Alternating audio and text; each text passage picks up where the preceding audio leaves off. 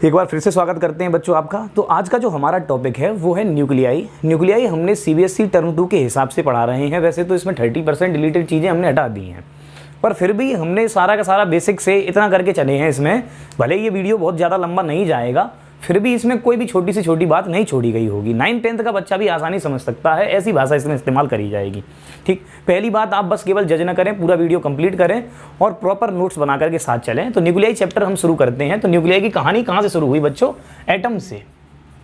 और बताने वाले कौन है? पहले ही हमें आपको बता दिया था रदरफोर्ड मॉडल ऑफ एटम में, कि रदरफोर्ड ने ये कहा कि एटम का ये जो बीच वाला भाग है, यहीं पर पूरा मास भरा हुआ है एटम का। इसी को क्या कहते हैं? न्यूक्लियाई कहते हैं, मतलब न्यूक्लियस कहते हैं एटम का। ठीक है, और वो उसका प्लूरल फॉर्म है। तो अब ये जो भरा हुआ ये भाग है ना, ये बीच का, यहाँ पर कौन कौन चीज़ें मौजूद हैं? प्रोटॉन मौजूद है और न्यूट्रॉन मौजूद है, ये हमें पता है, पर ये आज की तारीख में पता है। ठीक है, तो जब पहले रदरफोर्ड ने केवल ये बात बताई थी कि इसमें पॉजिटिव चार्ज भरा हुआ है, तो यहाँ पर जो बात बताई जा रही थी वो सिर्फ ये बताया जा रहा था कि यहाँ प्रोटॉन भरा हुआ है। और प्रोटॉन का जो मास लिखा गया था, तो मास ऑफ प्रोटॉन मैंने आपको बताया 1.6626 इंटू 10⁻⁻27 किलोग्राम। वैसे तो तुम याद रखो, देखो ये एनसीईआरटी में जैसे डाटा दे रखा है वो है 1.67। वैसे तो याद रखो, मैं तुम्हें हमेशा 2 पॉइंटों तक ही डाटा बताता था।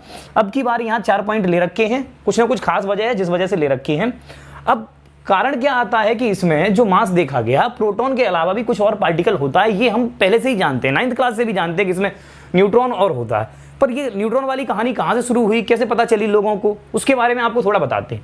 जैसे कि ये देखा गया कि 1H1, 1H2 एंड 1H3, यानी कि हाइड्रोजन के 3 आइसोटोप्स हैं। ठीक है, अब इनमें यह देखा जा रहा है कि सब में एक एक प्रोटॉन है, तभी ये हाइड्रोजन है। अब एक एक प्रोटॉन है, पर इनके मासेस जो आ रहे हैं वो 1:2:3 में आ रहे हैं। इसका मतलब कुछ और एक्स्ट्रा मास तो इसमें मौजूद है ही। अब वो एक्स्ट्रा मास क्या है? इसके लिए चैडविक साहब नामक एक वैज्ञानिक हैं, चैडविक, उन्होंने एक एक्सपेरिमेंटल चीज प्रेडिक्ट करी। उन्होंने एक एक्सपेरिमेंट करा और उस एक्सपेरिमेंट में वो देखते हैं कि बेरिलियम पर अल्फा पार्टिकल का बम्बार्डमेंट कराया जा रहा है। तो जैसे ही बम्बार्डमेंट होता है तो क्या होता है कि मतलब ये मान लो, ऐसा समझ लो जी बेरिलियम है और इसमें तुमने अल्फा पार्टिकल डाला। जैसे कि मैंने शुरू में बताया था कि रदरफोर्ड गॉड-फायर एक्सपेरिमेंट जो आपको बताया गया था, उसमें भी अल्फा पार्टिकल यानी हीलियम को किस पे डाला गया था? गोल्ड की फॉइल पर, यानी कि स्वर्ण पत्र, सोने की पतली सी पन्नी पर डाला गया था। तो जब वो अल्फा पार्टिकल उस पर डाले जाते हैं तो वहां से कुछ अलग ही प्रकार की रेडिएशन एमिट होती है, और उस समय पर एक ही प्रकार की रेडिएशन जानी जाती थी 1930 के समथिंग। और वो कौन सी रेडिएशन थी? फोटोन की। अब फोटोन की एनर्जी, जो फोटोन से जो इलेक्ट्रोमैग्नेटिक वेव्स निकलती हैं, उसकी एनर्जी से वो एनर्जी बहुत ज़्यादा थी, मतलब फोटोन की एनर्जी से वो एनर्जी बहुत ज़्यादा थी। तो ये पता चला कि भाई साहब वो किसी और मास की वजह से वो रेडिएशन निकला है। फिर उसमें उन्होंने एनर्जी कंजर्वेशन, मोमेंटम कंजर्वेशन, ये सब लगा करके, और उन्होंने पता लगाया कि भाई साहब कि वहाँ पर एक और पार्टिकल है जिसका कोई चार्ज तो है नहीं, न्यूट्रल पार्टिकल है, पर उसका मास है। और मास कितना लिखा? 1.6659, ऐसे 49 लिखा, 6649, एनसीईआरटी का ही डाटा लिख दे रहा हूँ, -27 किलोग्राम। इस प्रकार से उन्होंने, ये भी 67, सारे डाटा ऐसे ही एनसीईआरटी। ठीक, तो देखो ये मैंने लिख दिया कि 1.6726, ये किसका मास था बच्चों? ये प्रोटॉन का। यहाँ पे थोड़ा थोड़ा मैं एक्स्ट्रा मास ये देख रहे होगे तुम कि अभी तक मैंने प्रोटॉन और न्यूट्रॉन का मास शुरू में तुम्हें एक सही बताया था कि प्रोटॉन का भी मास जो आ रहा था 1.66 और 1.67, 10⁻⁻27, यहाँ तक वैल्यू 2 पॉइंटों तक ही लिख रहा था। अब यहाँ पर मैंने 4 पॉइंट लिए हैं और ये भी दिखाया है आपको कि इसके मास में और इसके मास में थोड़ा सा फर्क है। न्यूट्रॉन का मास प्रोटॉन के मास से थोड़ा सा ज़्यादा है। वैसे तो ये किसी मायने नहीं रख रहा, 10⁻⁻27 है, पर एटम के केस में बहुत मायने रखता है। और मास ऑफ न्यूट्रॉन जो है वो मास ऑफ प्रोटॉन से ज़्यादा है। ये बात आपको समझ आ गई? ठीक, तो इसका मतलब कि भाई प्रोटॉन और न्यूट्रॉन में कौन भारी हुआ? न्यूट्रॉन भारी हुआ, तो इसका मतलब न्यूट्रॉन के पास कुछ एक्स्ट्रा एनर्जी है, वही रेडिएट हो रही होगी जब बेरिलियम पे अल्फा पार्टिकल का बम्बार्डमेंट कराया जा रहा होगा। ये एनर्जी कैसे रेडिएट होती है, मास और एनर्जी से क्या रिलेशन है, ये सारी की सारी बातें हम यहाँ करने वाले हैं। बाइंडिंग एनर्जी वगैरह ये सब हम आपको बताएंगे। और इसमें जो मेन खास बात आई वो क्या आई कि भाई ये जो न्यूक्लियस है उसमें कौन मौजूद है?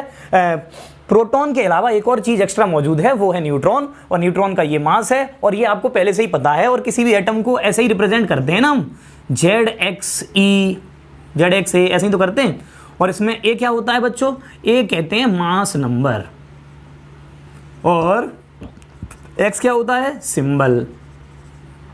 जेड क्या होता है, एटॉमिक नंबर ऑफ प्रोटॉन्स।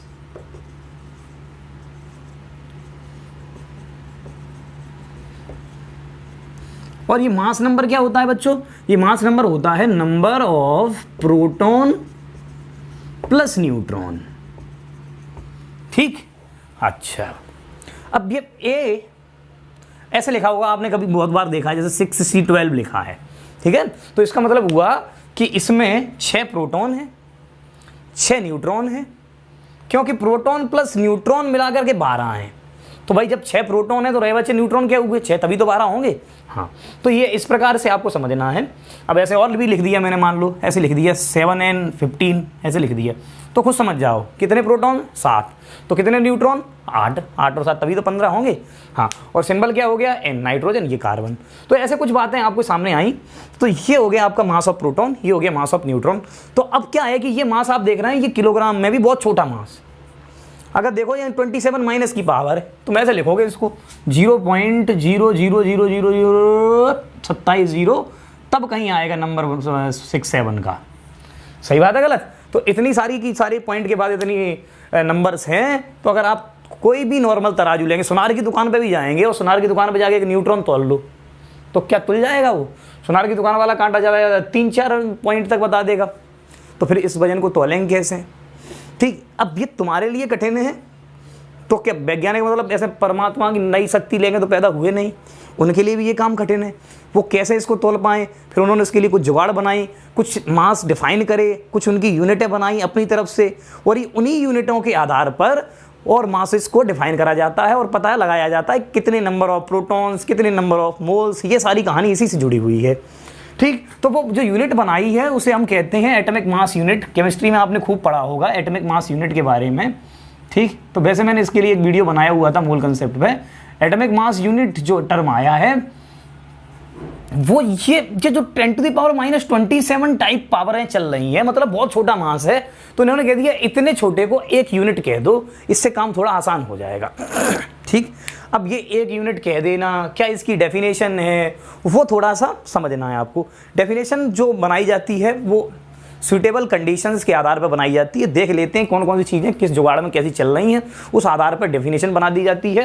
पर जो कहा गया है उसे समझिए। वैसे तो डेफिनेशन ये है कि जो C12 है ना, कार्बन 6C12, इसका जो मास आएगा इस एटम का, उस मास को आप 12 से भाग दे दो।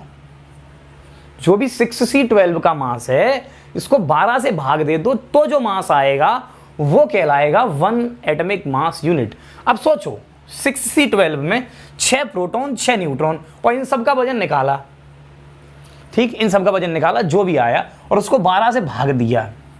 अब जब 12 से भाग देंगे तो 1 एटॉमिक मास यूनिट जो आ जाता है वो आ जाता है 1.6605 इंटू 10⁻⁻27 किलोग्राम।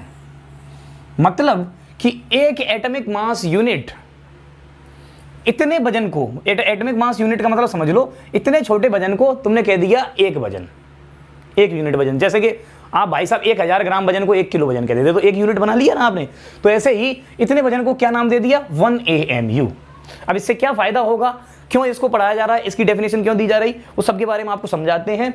ये जो तुमने जरूरी बातें समझी हैं इनका स्क्रीनशॉट लीजिए और नोट्स बनाने के लिए उसको लिखते रहिए। ज़्यादा लंबा वीडियो नहीं जाएगा, आप फास्ट फॉरवर्ड करके देख सकते हैं, कोई भी चीज़ नहीं छोड़ी जाएगी। Don't worry about it. आपने जितना भी अभी तक करा हुआ है या बिल्कुल भी नहीं, खोल के भी नहीं देखा हुआ, तो अभी ये चैप्टर उतना ही आपको समझ आएगा प्रॉपर आपका। बिल्कुल जो मान के चलो बोर्ड के लिए तुमने कभी किताब भी नहीं खोली, तो अभी अगर इतना जो भी पढ़ाया जा रहा है वो पढ़ लो किताब के साथ साथ, तो अभी आप बहुत सारा कर सकते हैं। मतलब ये नहीं कह रहा हो तुम 95% ले आओगे, ये गप दे नहीं पाऊंगा मैं। ठीक, एकदम से आए तुम एग्जाम की रात को देख रहे हो और कह रहे हो चलो हट जा, अब तुम्हें ये वीडियो देखते ही एकदम से आग लगा दूंगा जमाने में, ऐसा कुछ नहीं होगा। ठीक, वो जो लोग पढ़ रहे हैं उनका क्या होगा शुरू से। ठीक, तो सुनिए अब आगे की बात बताते हैं। तो हमने कुछ चीज़ें जानी, जैसे कि प्रोटॉन और इसका मास जो है वो है 1.6626 सॉरी 6-7 चल रहा है ना यहाँ, और इंटू 10⁻⁻27 किलोग्राम। और न्यूट्रॉन का जो मास है वो है 1.6749 10⁻⁻27 किलोग्राम। थोड़ा बहुत अगर हो जाएगा कोई टेंशन मत लीजिए, ये मास तुम्हें दे रखे होते हैं, मैं तो लिख रहा हूँ ऐसे ही क्योंकि तुम्हें शुरू से सारा कुछ बताना है, डिफरेंस बताना है इसलिए, ठीक है। वैसे कि तो ये देखो तुम्हें सारे के सारे डाटा शुरू में जो पेपर मिलेगा उसमें पहले ही लिखा मिलेगा, डोंट वरी, ठीक है। अब जैसे कि मैंने आपको बताया 1 AMU जो है वो है 1.6605 इंटू 10⁻⁻27 किलोग्राम। तो फिर इस हिसाब से ये कितना AMU हुआ, ये आपका आता है 1.0087 U ऐसे करीब, ठीक है। अब ऐसे ही ये जो मास आता है ये आता है 1.007 के करीब U, मतलब ये एक यूनिट से थोड़ा सा ज़्यादा मास होते हैं दोनों ही। और एक AMU कितने मास को कह रहे हैं बच्चों, इतने मास को कह रहे हैं 1.6605 इंटू 10⁻⁻27 किलोग्राम। अब अगर इसको ग्राम में लिखना चाहें, देखो ग्राम में लिख क्यों रहे हैं, इससे क्या फ़ायदा होगा। ग्राम में लिखने का कारण है क्योंकि अगर तुमसे कहा जाए कि भाई यहाँ बताओ कितनी ऑक्सीजन है, हवा में कितनी उड़ रही, कैसे पकड़ के बताओ। मान लो 13 ऑक्सीजन तुमने पकड़ ली, 15 कार्बन डाइऑक्साइड मुंह में से निकली मैंने पकड़ ली, ऐसा थोड़ा ही हो रहा है ना, ये गिनी जा सकती हैं। पर आपको एक बात पता है, जैसे कि सिलेंडर भरवा के लाओ, उसमें 15 किलो गैस भरी और उसे तौल लेते हैं तो पता चल जाता है कि हाँ इसमें कुछ इतनी मात्रा है 15 किलो में। अगर तौलने वाली प्रक्रिया आपको समझ आ गई तो तुम ये भी गिन सकते हो कि कितनी गैस उसमें भरी हुई है या किसी भी कंटेनर में कितनी गैस अमाउंट मौजूद है। कैसे समझें, अब ऐसे मान लो आप पहली बार चीनी को तौलने की जगह गिनना शुरू करे, दुकान पे गए और तुमने 1 किलो चीनी तुलवाई और तुमने तुलवा के और गिने, उसके दाने बैठे 10,000। अब क्या हुआ, तुमने ये देख लिया कि 10,000 चीनी के दाने हैं 1 किलो में, तो तुम्हें एक आइडिया लग गया आज तौल के गिनने का। तो फिर अगली बार कभी तुम चीनी लेने गए दुकान पे और तुम्हें मिली 5 किलो चीनी ले आए, तो तुम्हें पहले से ही पता होगा भाई साहब कि इसमें 50,000 चीनी के दाने मौजूद हैं। तो अब ये प्रक्रिया मैं यहाँ कैसे इस्तेमाल कर रहा हूँ वो समझें, क्योंकि आपको मालूम है कि एक AMU वजन जो है वो 10⁻⁻27 किलोग्राम के समथिंग यहाँ चल रहा है। अगर मैं इसको ग्राम में बदलूं, क्योंकि कोई भी तराजू जो मिनिमम तौल सकती है तुम्हारे यहाँ नॉर्मल में, वो क्या है, वो ग्राम में तौल पाएगी। तो मेरे फिर अगर इसको ग्राम में लिखूं 1 AMU को, तो आप इसको देखेंगे ये ग्राम में हो रहा है 1.6605 इंटू 10⁻⁻24 है, 1000 का मल्टीप्लाई कर दिया। अब क्या है कि ये एक AMU तौलना बड़ा टफ काम है, पर आपको एक बात पता है क्या, कि ऐसे ऐसे कईयों हो जाए तो 1 ग्राम तौलना, हाँ 1 ग्राम तुम तौल सकते हो, पर एक में तो बहुत कम वजन है। मान लो ये प्रोटॉन न्यूट्रॉन को थोड़ी देर के लिए मान लो कि 1 AMU के ही हैं, 0.0 को थोड़ी देर के लिए भूल जाओ, ये 1U इनका मास है, ठीक है। अब इतना मान लो अगर तुम, तो तुम ये कह सकते हो कि कोई भी जो एटम है उसमें 4, जैसे कि हीलियम है, जैसे मान लो तुम यहां से ऐसे हीलियम ले लो, तो हीलियम ये हो गया 2He4, तो तुम ऐसे कह सकते हो कि इसमें 4 AMU वजन है, क्योंकि ये लगभग तुमने बराबर से मान लिए हैं। या फिर मैं कह दूं कि ये ऐसे मान लो कि ये एक दाना है चीनी का, ऐसे मान लो थोड़ी देर के लिए समझने के लिए, तो तुम इसमें कहोगे कि भाई एक हीलियम में 4 दाने हैं। 4 दाने कह सकते हो कि नहीं कह सकते, बिल्कुल, क्योंकि ये लगभग बराबर बराबर वजन के हैं, ठीक। तो अब मैंने ऐसे कहा कि पर ये 4 दानों का वजन इतना कम है कि तुम्हारी तराजू तौल नहीं सकती, पर ऐसे जैसे 4 के बहुत सारे हो जाएं तो 1 ग्राम तौल लेगी, 1 ग्राम तौल सकती। तो क्यों ना मुझे ये पता चल जाए कि 1 ग्राम में ये कितने मौजूद होते हैं। तो फिर आपको मालूम है कि एक का वजन है 1.6605 इंटू 10⁻⁻24 ग्राम, और ऐसे ऐसे अगर मैं n कर दूं तो मेरा वजन हो जाएगा 1 ग्राम। तो फिर n की वैल्यू कितनी आएगी यहाँ से, n की वैल्यू का मतलब कि 1 ग्राम में ऐसे कितने हो जाएंगे AMU, तो वो हो जाएंगे आपके 1/1.6605 इंटू 10⁻⁻24, और इसको ऊपर भेज दो तो ये हो जाएगा 10⁻24 और मल्टीप्लाई 1 और 1.66, इतना ही रख दो, इसको थोड़ी देर के लिए भूल जाओ। तो अगर इस पॉइंट को उठाओ तो यहाँ 00 कर लो और इसे 23 कर लो और ये 1000 कर लो और इसको काट दो, काटोगे तो ये आएगा 6.023 इंटू 10⁻23, मतलब कि इसे कहते हैं एवोगैड्रो संख्या। और ये नई बात नहीं, पहले भी आपने बहुत बार सुनी है। कहने का तात्पर्य क्या है वो समझें बस आप। कहने का तात्पर्य ये है कि 1 ग्राम में इतने सारे पार्टिकल्स मौजूद हैं, मतलब इतने AMU चीज आ सकती है। या फिर मैं ऐसे कह दूं कि तुम 1 ग्राम प्रोटॉन तौल के लाओगे तो उसमें इतने प्रोटॉन्स होंगे, इतने न्यूट्रॉन्स होंगे, या फिर मैं कह दूं कि भाई जैसे तुम चीनी के दाने, चीनी 1 किलो तौल के ला रहे तो उसमें 10,000 दाने बैठ रहे थे, उसी प्रकार से 1 ग्राम कोई गैस तौल के लाओगे उसमें इतने AMU यानी इतने प्रोटॉन या इतने न्यूट्रॉन ऐसी चीजें मौजूद होंगी। अब इसको थोड़ी देर के लिए ऐसे मान लो 1 करोड़, क्या मान लो इसको थोड़ी देर के लिए 1 करोड़ है ऐसे। तो तुम ध्यान याद करो, अपने आप खुद सोचो कि तुम्हारे पास मान लो 1 ग्राम हाइड्रोजन है, और हाइड्रोजन में क्या मौजूद होता है? सिर्फ प्रोटॉन। तो तुम अपने आप ही कह सकते हो कि मेरे पास इतने हाइड्रोजन मौजूद हैं। सोचो अगर मैंने कहा कि तुम्हारे पास ड्यूटेरियम कितने हैं, तुम्हें मालूम है कि ड्यूटेरियम में डबल वजन होता है हाइड्रोजन की, तो तुम कह दोगे ड्यूटेरियम उसके आधे होंगे, तुम कह दोगे ड्यूटेरियम 50 लाख होंगे। सही बात है गलत? अब जैसे हीलियम में एक में 4 गुना वजन होता है, तो ऐसा समझ लो हीलियम ऐसे 4 चीनी के दाने धरे बैठा है। तो तुम क्या कहोगे कि तुम्हारे पास अगर 1 ग्राम हीलियम है, क्या है 1 ग्राम हीलियम, तो उसमें कितने हीलियम होंगे? तो तुम कहोगे कि 1 ग्राम में जो पार्टिकल होते हैं प्रोटॉन और न्यूट्रॉन, क्योंकि उनका लगभग बराबर वजन मान लिया गया है, तो वो होते हैं बच्चों कितने? Na के बराबर, यानी कि 6.023 इंटू 10⁻23 के बराबर, या मैं कह दूं 1 करोड़ के बराबर। 1 ग्राम में 1 करोड़ हाइड्रोजन्स या 1 करोड़ प्रोटॉन मौजूद होते हैं। अब हीलियम में ऐसे 4 रखे हैं, तो इसका मतलब हीलियम कितने होंगे? हीलियम होंगे आपके पास Na/4, क्योंकि 25 लाख, एक में 4 बैठे।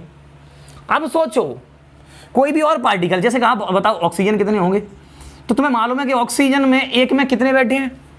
एक में कितने प्रोटॉन बैठे हैं? देखो ऑक्सीजन ऐसे हैं 8O16, तो 16 बैठे हैं वहां में। तो तुम कहोगे कि 1 ग्राम अगर आपके पास ऑक्सीजन है तो उसमें होंगे Na/16 ऑक्सीजन। समझ आ रहा है कुछ थोड़ा बहुत? ठीक। अब और समझिए, अगर तो कुल मिलाकर क्या बात समझ में आई? जो मास नंबर है या जो मॉलिक्यूलर मास है उसी का भाग दे रहा है हर बार, उतने ही नंबर ऑफ पार्टिकल्स मिल रहे हैं। तो देखो अगर मैंने कहा कि कोई मॉलिक्यूल है जैसे H2O, तो H2O मॉलिक्यूल्स कितने होंगे 1 ग्राम में? तो फिर देख लो H2O का मास नंबर कितना है? 18 आया टोटल मास। ठीक है, 2 इसमें 2 प्रोटोन और 16 इसमें हो गए प्रोटोन और न्यूट्रॉन, तो 18 आ गया ना। तो तुम क्या कर रहे होगे? 1 ग्राम H2O में नंबर ऑफ H2O कितने हो रहे होंगे? Na/18। मतलब हर बार क्या हो रहा है? हर बार Na में मॉलिक्यूलर मास का भाग दिया जा रहा है। अब 1 ग्राम है तो, और 10 ग्राम होंगे तो इसके 10 गुना, 10 ग्राम होंगे तो इसके 10 गुना, और 20 ग्राम होंगे तो इसके 20 गुना, तो m ग्राम होंगे तो इसके m गुना। क्या? नंबर ऑफ कोई भी टाइप के पार्टिकल्स, नंबर ऑफ कोई भी टाइप के पार्टिकल्स क्या हैं कि एवोगैड्रो संख्या में मॉलिक्यूलर मास से भाग दिया जा रहा है, और जितने ग्राम है उतने का गुणा किया जा रहा है। तो इसे जो जितने ग्राम है उसे हम कहते हैं गिवन मास m, और इसे कहते हैं मॉलिक्यूलर मास। ठीक है, और ये given mass upon molecular mass जो चीज होती है ना, ये कहलाती है नंबर ऑफ मोल्स। क्या कहलाती है ये? Number of moles. ये पूरी कहानी वहीं से बनी है। तो फिर नंबर ऑफ पार्टिकल्स जो आपके हुए बच्चों, वो क्या हो गए? Number of moles into Avogadro number. और इस प्रकार से आप किसी के पार्टिकल्स बता सकते हैं। अब मैंने जैसे कहा आपसे, वैसे ओरली बताएंगे आप लोग। मैंने कहा मान लो आपके पास 108 ग्राम H2O है। क्या है? 108 ग्राम H2O। तो बताओ कितने H2O होंगे? तुम कहोगे सर कि 108 ग्राम, तो आपके पास हो गया मास, मतलब 1 ग्राम में 1 करोड़ है, तो 108 ग्राम में कितने करोड़ हो गए? 108 करोड़। तो तुमने कहा कि 108 गुणा Na, ये तो हो गए आपके पास प्रोटोनों की संख्या। पर एक में बैठे कितने H2O में? एक में 18 बैठे, तो 18 का भाग दे देंगे, और जैसे ये भाग दे देंगे तो ये 6 और 6.023 इंटू 10⁻23 H2O आपको मिल जाएंगे। तो ये पूरी प्रक्रिया है बच्चों नंबर ऑफ पार्टिकल्स निकालने की। और वो सब कहां से शुरू हुई? वो सब शुरू हुई है कहां से? न्यूक्लियस से, न्यूक्लियाई से। पर आप एक बात ध्यान दें, यहां पर आपने एक चीज तो कंसीडर करी ही नहीं कि न्यूक्लियस के मास के अलावा अगर तुम एटम के मास को और H2O के मास को कैसे लिख रहे हो हैं? अब बताओ H2O में इलेक्ट्रॉन कहां भूल गए तुम? इलेक्ट्रॉन तो होते हैं 8 वहां है, 2 हाइड्रोजनों पे, वो कहां गए? देखो वो इसीलिए गायब कर दिए हैं बच्चों, क्योंकि जो इलेक्ट्रॉन का मास आया है वो है 9.1 इंटू 10⁻31 किलोग्राम। अब सोचो यहां माइनस के 31 पावर चल रही है और यहां -27 चल रही है, तो कितनी पावर का अंतर है बताओ? 4 पावर का अंतर हो गया नहीं? तो सीधा सीधा कितने का अंतर हो गया? सीधा सीधा 10,000 गुना अंतर हो गया बच्चों। ठीक, अब जब 10,000 गुना अंतर हो रहा है तो आप खुद सोचिए, अब जैसे मेरे ये मार्कर का वजन ऐसे मान लो 100 ग्राम और मेरा वजन ऐसे मान लो 65 किलोग्राम, तो ये भी 10,000 गुना कहाँ हुआ। ठीक, अब ऐसे ही समझ लीजिए कि इस मार्कर में मौजूद इंक की जो डाली है उसकी एक बूंद और मेरा वजन, तो उसकी मैं अपने वजन की तुलना में उस बूंद का कोई वजन मानूंगा नहीं। तो ऐसे ही हम एटम का मास लिखते समय इलेक्ट्रॉन के वजन पे ध्यान नहीं देते, ये मानते हैं कि इलेक्ट्रॉन का मास नेग्लिजिबल है। और वैसे भी आगे पता चलेगा कि इलेक्ट्रॉन वेव नेचर रखती है, पार्टिकल और वेव नेचर दोनों उसके आ रहे हैं, तो इसीलिए इलेक्ट्रॉन के मास को एटम का मास लिखते समय काउंट नहीं किया गया है। ये बात घुसी दिमाग में। चलिए अब मैं इसमें और अगली बातों पे आता हूँ, इसका स्क्रीनशॉट लीजिए, ये बहुत काम की बातें। तो बहुत खास बातें आपको पता चल गई, जैसे कि 1U क्या है, ये 1.6605 इंटू 10⁻⁻27 किलोग्राम, इसको 1U कह देते हैं। इससे क्या फायदा हो रहा है, इससे फायदा ये हो रहा है कि तुम्हें पता चल जाएगा कितने पार्टिकल मौजूद हैं, क्योंकि एक को एक मान लिया है पूरे बात को, ठीक है, तो इसको पूरे को एक मान लिया है, तो तुम्हें पता चल जाएगा कि 1 ग्राम में कितने करोड़, कितने लाख, कितने अरब, इससे नंबर ऑफ पार्टिकल का आइडिया जल लग जाता है। कोई भी गैस यहाँ घूम रही है, इसके बारे में आप ऐसे ही नहीं बता सकते कि भाई कितने मॉलिक्यूल्स, कितने पार्टिकल घूम रहे हैं, कितनी कार्बन डाइऑक्साइड मेरे मुंह में से निकल गई, कितनी ऑक्सीजन घुस गई, ये सब पता नहीं चलता। इस तरीके से पता लगाया जा सकता है।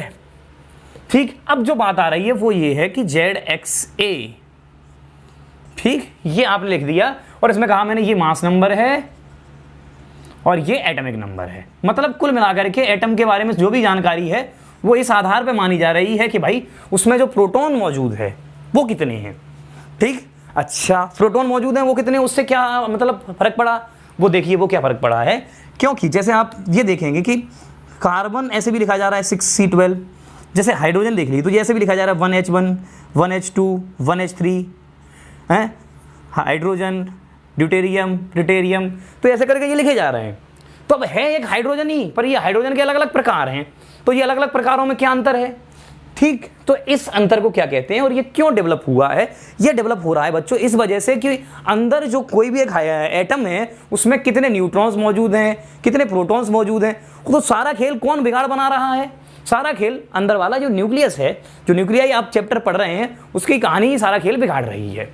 ठीक, अच्छा अब समझें, तो इसीलिए जो आपके न्यूक्लियाई हैं किसी भी एटम के, उनको हमने 3 भागों में बांटा है। एक को हम कहते हैं आइसोटोप्स, हमने नहीं बांटा, पहले ही बांट के रख गए हैं वैज्ञानिक, ठीक है, इन्हें कहते हैं आइसोबार, और जो लास्ट वाला है उन्हें कहते हैं आइसोटोन्स।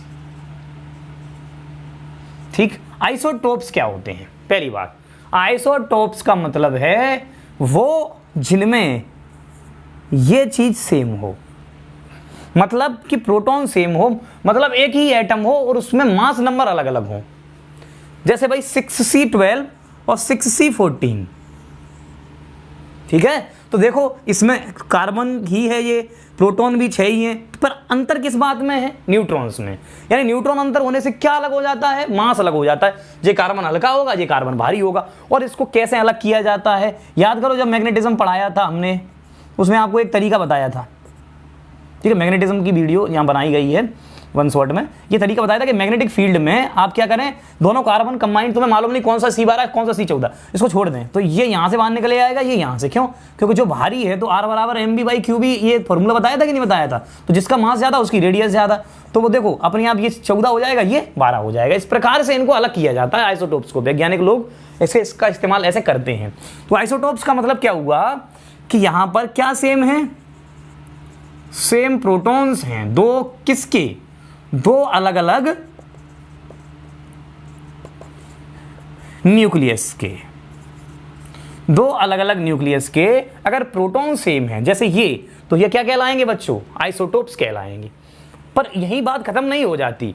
खत्म क्यों नहीं हो जाती, क्योंकि जैसे तुमने पीरियडिक टेबल देखी है उसमें तुम्हें जैसे मास लिखे मिलते हैं। अब जैसे मान लो कि भाई सोडियम का मास लिखा है, तो मास जो लिखा रखा है वो जैसे कि आपने देखा है ना, वो 23.5 ऐसे लिख रखा है, लिखा है। अब बताओ आधा न्यूट्रॉन फूट के भरा होगा इसमें, तो तुमने मास में ऐसे 23.5 कैसे लिख दिया। तुम्हें मालूम है कि भाई टोटल मास जो लिखा जा रहा है वो प्रोटॉन प्लस न्यूट्रॉन से मिला के लिखा जा रहा है। फिर इसमें 23.5 है, मतलब आधा फूट के भर दिया है। नहीं, ऐसा नहीं होता। सारे के सारे पार्टिकल्स अपने आप में फंडामेंटल हैं, ये प्रॉपर ही होते हैं। और याद करो, जब मैंने इलेक्ट्रॉन के बारे में आपको बताया था कि क्वांटाइजेशन ऑफ चार्ज बताया था, तो मैंने ये कहा था कि 4 इलेक्ट्रॉन ऐसे ही जाएगा कि 2 इलेक्ट्रॉन गए, 15 गए, 17 गए। ऐसा नहीं कि आधा इलेक्ट्रॉन फूट के चला गया, एक कुन्ना झड़ गया इलेक्ट्रॉन का, ऐसा नहीं होता बच्चों। तो फिर ये क्या लिखा जाता है? ये लिखा जाता है एक्चुअली एवरेज मास। कौन सा मास लिखा जाता है? ये एवरेज मास। एवरेज मास कैसे लिखते हैं? जैसे कि बताया जाएगा आपको 3Li6 और 3Li7 दो प्रकार के आइसोटोप्स मौजूद हैं तुम्हारे पास। अब इसकी जो मात्रा है जमाने में वो मान लो 90% है, और इसकी मात्रा जो है वो मान लो 10% है।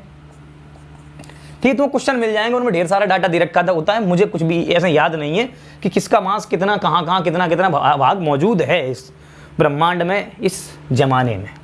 अब देखिए, मैं कहूँगा क्या कि तुम्हारे पास जो एवरेज मास तुम लिखोगे वो ऐसे नहीं लिखोगे कि भाई कि 6 लिख दिया और 7 लिख दिया। इनका एवरेज लिखना पड़ेगा। और एवरेज कैसे लिखा जाएगा? आपको मालूम है कि 90% कौन है? 6 प्लस 10% कौन है? 7 डिवाइडेड बाई 100। तो ये हुआ एम एवरेज। तो एवरेज ऐसे ही निकाला जाता है। तो ये तो तुम्हें एवरेज निकालना तो शुरू की बात है ना, बहुत छोटी लेवल की बात है, पर निकालना एवरेज ऐसे ही है। भाई मैंने मान लो ऐसा कह दिया होता, तुम्हें कभी भी जो मास नंबर या फिर जो मास लिखा मिलता है वो मास क्या होता है? एवरेज होता है। तुम एनसीईआरटी के शुरू के 2 क्वेश्चन करोगे वो एवरेज पर ही हैं, और वो ऐसे ही करने हैं, कोई ज़्यादा टफ काम नहीं, उसमें तुम एवरेज निकालो। जैसे मान लो मैं कह दूं आपको कि भाई तुम्हारे पास 7n14 है, 7n13 है, होते हैं कि नहीं होते उस पर मन जाइए, जो मत कहना कि सर जी होते ही नहीं, मैं तो ऐसे ही समझाने के लिए बता रहा हूँ। और 7n15 है, ये मान लो आपका 5% मौजूद है, ये 15% मौजूद है, और ये मान लो 80% मौजूद है। तो तुम टोटल एवरेज मास कैसे लिखोगे? एम एवरेज तुम लिखोगे 14 गुणा 5 प्लस 13 गुणा 15 प्लस 15 गुणा 80 और बट्टे 100। ठीक है, टोटल कितना हो गया? 100। तो इस प्रकार से आइसोटोप्स का एवरेज मास लिखा जाता है। तो अगली बात पे हम आ रहे हैं आइसोबार्स पे। उससे पहले आइसोटोप्स एवरेज मास कैसे लिखा मिलता है? पीरियडिक टेबल में आपको इस प्रकार से जो मास लिखे मिले हैं उनका कारण यही है, ये आपको ध्यान देना है।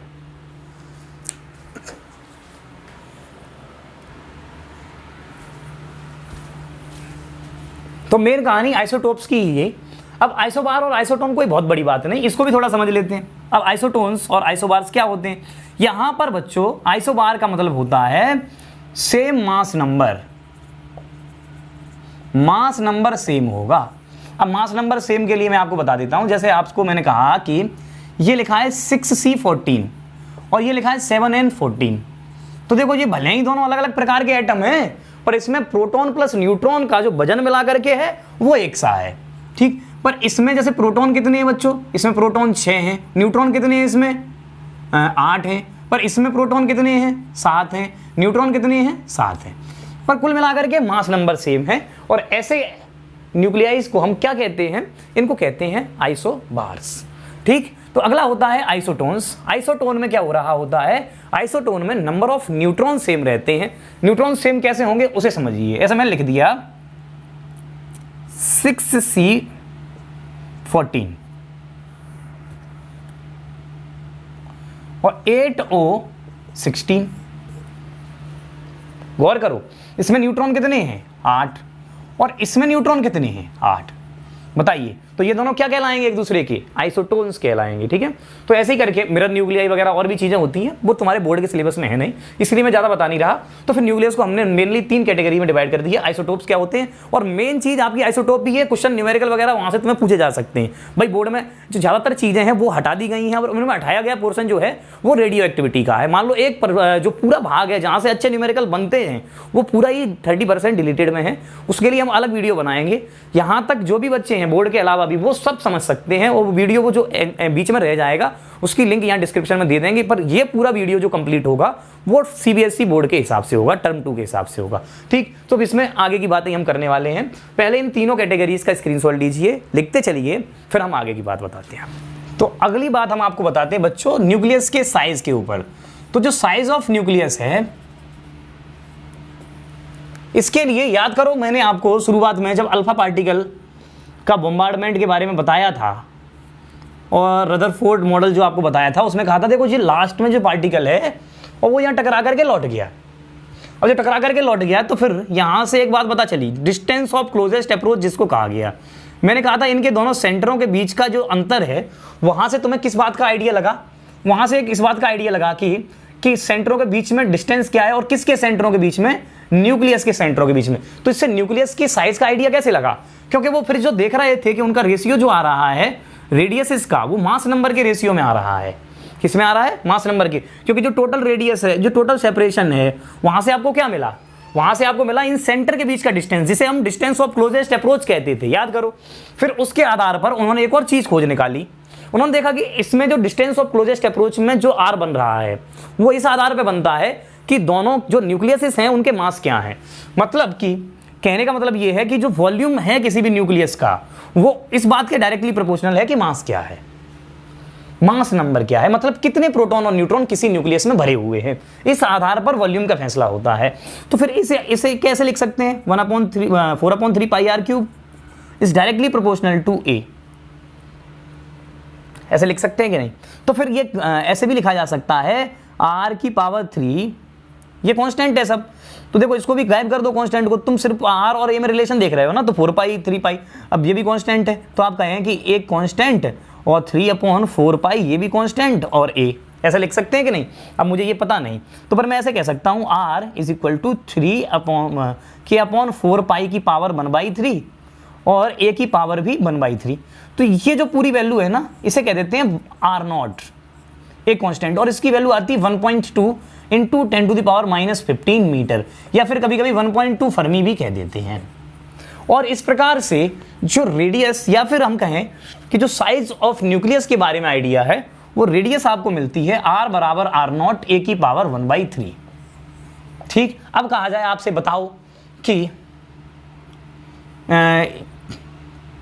कोई भी एलिमेंट है जिसका मास नंबर 8 है, उसकी रेडियस क्या होगी, तो बस यहाँ 8 रख दो, तो क्या हो जाएगी रेडियस, तो r बराबर हो जाएगा आपका 1.2 इंटू 8 की पावर 1/3 और मल्टीप्लाई 10⁻⁻15, ठीक है, और सॉल्व कर लो, तो ये कितना हो गया 2.4 इंटू 10⁻⁻15।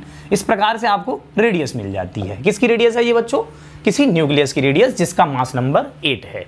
ठीक, तो ऐसे करके ये रेडियस का फॉर्मूला हो गया। अब इस रेडियस के आधार पर न्यूक्लियस की डेंसिटी और पता लगाई जाती है। क्या, डेंसिटी ऑफ न्यूक्लियस, उसको भी देख ले रहे हैं थोड़ा सा, देखिए ध्यान से। डेंसिटी ऑफ न्यूक्लियस, आपको मालूम है डेंसिटी क्या होती है, मास अपॉन वॉल्यूम होती है। ठीक, अब मास जो है किसी भी न्यूक्लियस का या फिर किसी पूरे एटम का ही, वो इस बात पर डिपेंड करता है कि भाई प्रोटॉन कितने, न्यूट्रॉन कितने, इलेक्ट्रॉन, और इलेक्ट्रॉन का वजन काउंट नहीं होता, तो फिर इस बात पर डिपेंड करता है मास कि भाई प्रोटॉन और न्यूट्रॉन कितने हैं। अब ऐसे तो टोटल मास को किसी भी न्यूक्लियस के को हम लिखेंगे mass of proton plus mass of neutron. अब भाई मास ऑफ प्रोटॉन क्या चीज है, तो एक प्रोटॉन का मास थोड़ी लिख रहे हो। अब जैसे मान लो आपके पास एटम है ZX, तो इसका टोटल मास कैसे लिखोगे, तुम लिखोगे Z, तो इसमें प्रोटॉन है तो ZMP हो गया, और न्यूट्रॉन कितने हैं A-Z, तो न्यूट्रॉन तो इतने ही होंगे ना A-Z, तो तुम कहोगे कि A-Z टाइम्स Mn और डिवाइडेड बाई वॉल्यूम। तो इससे क्या मिलेगी आपको, डेंसिटी। फॉर्मूला देख को डरे मत, आपको मालूम है कि भाई प्रोटॉन और न्यूट्रॉन का वजन हम लगभग क्या मान लेते हैं, बराबर मान लेते हैं। तो हम कह देंगे प्रोटॉन और न्यूट्रॉन मिला के कुल कितने हैं, A हैं, तो कुल कितना वजन हो गया, A गुणा मास ऑफ प्रोटॉन या मास ऑफ न्यूट्रॉन, दोनों बराबर के ही हैं। तो मैं ऐसे भी तो लिख सकता हूं टोटल मास को, क्या, AMP और डिवाइडेड बाई वॉल्यूम बराबर डेंसिटी। ठीक, ऐसे भी लिख सकते हैं और ऐसे भी लिख सकते हैं, कोई खास अंतर नहीं। अब देखिए और क्या मतलब है इसमें कि भाई वॉल्यूम जो लिखा जाएगा वो क्या लिखा जाएगा, न्यूक्लियस कैसा होगा आकार में, बताओ कैसा होना चाहिए आपके हिसाब से, चौकोर, ऐसा डिजाइनदार, या स्पेरिकल। तो हर एक चीज के बारे में यही कहा जा रहा है ना, स्पेरिकल है, तो फिर ये मास ऑफ प्रोटॉन, और अगर स्पेरिकल है तो उसका वॉल्यूम क्या लिखा जा रहा है, 4/3, अभी तो बताइए, ये 4/3 पाई आर क्यूब, ये क्या हो गई, डेंसिटी। अब तुम्हें मालूम है कि आर क्यूब क्या है, R0 की पावर, देखो इसको R0 कह रहे हैं तो R0 का ये क्यूब हो गया ना, या फिर आप ऐसे समझ लो R बराबर R0 a की पावर 1/3 और इसका होल क्यूब कर दोगे तो क्या हो जाएगा, आर क्यूब की वैल्यू क्या आ जाएगी, R0 का होल क्यूब और मल्टीप्लाई a, यही तो आएगी बच्चों। तो फिर मैं ऐसे भी लिख सकता हूँ आर क्यूब को R0 का होल क्यूब और a। ठीक, ऐसे हमने लिख लिया इसको। तो बताओ a से a कट गया कि नहीं कट गया, तो देखो डेंसिटी किसके प्रोपोर्शनल आ रही है, 3 और 4 पाई R0 का क्यूब, देखो इसमें मास नंबर से मास नंबर कट गया, मतलब कि कोई भी न्यूक्लियस हो उसकी डेंसिटी सेम है, चाहे हीलियम का हो वो भी उतना ही कठोर है, चाहे ऑक्सीजन का हो उतना ही कठोर है, यूरेनियम का हो तो भी उतना ही कठोर है। ऐसा कहने का मतलब है इनका। अब देखें अगर इस बात को और सॉल्व कर लें अगर कंप्लीट, तो ये हो जाएगा 3 × 1.66 इंटू 10⁻27, ऐसे ही तो कर रहे हैं हम। और ये क्या हो गया 4 और मल्टीप्लाई 3.14 और इंटू R0 कितना है 1.2 1.2 1.2 और 15 × 45, यही सब तो है। अगर आप इन पूरी वैल्यूज को सॉल्व करते हैं तो जो डेंसिटी आ जाती है वो अप्रोक्स में आ जाती है 10⁻17 किलोग्राम प्रति मीटर क्यूब। मतलब कहने का है कि भाई साहब एक छोटा सा जो न्यूक्लियस है एटम का वो इतना खतरनाक डेंस है कि अगर 1 मीटर का पूरे का न्यूक्लियस होता, इसकी रेडियस 1 मीटर होती, मतलब इतना कमरे जितना बड़ा इतना न्यूक्लियस अगर तुम्हारे पास मौजूद होता तो पूरा जमाना संसार ब्रह्मांड मिलकर उसे नहीं उठा पाता। वो लगभग धरती के कंपेरिजन में पहुंचने लगा मास। देखो भाई धरती का जो मास आ रहा है वो 10⁻24 है, तो देखो पर्वत पहाड़ संसार समुद्र ऐसे इतने वजनों के बराबर 1 मीटर का इतना बड़ा न्यूक्लियस ही इतना भारी हो सकता है, इतनी डेंसिटी इसमें होती है। तो हर एक न्यूक्लियस इतना ही भारी है, तो फिर हम पे कैसे उठ जाता है 4 किलो कोई भी सामान?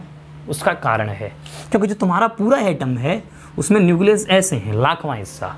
देखो याद करो कि भाई एटम की जो रेडियस आ रही थी वो 10⁻10 के रूप में आ रही है और न्यूक्लियस की जो रेडियस आ रही है वो फर्मी 10⁻15 के रूप में आ रही है। ये अंतर है, इसीलिए इसका वजन इतना ज़्यादा नहीं होता। ये है महत्वपूर्ण कहानी, स्क्रीनशॉट लीजिए फिर हम अगली बात बताते हैं। अब हम आपको बताएंगे महत्वपूर्ण बातें, जैसे कि एनर्जी मास रिलेशन क्या होता है। बड़ी महत्वपूर्ण चर्चा है, आपने अभी से नहीं यानी कब से ये सुन रखा है कि एल्बर्ट आइंस्टाइन साहब एक इक्वेशन दे गए थे E = mc²।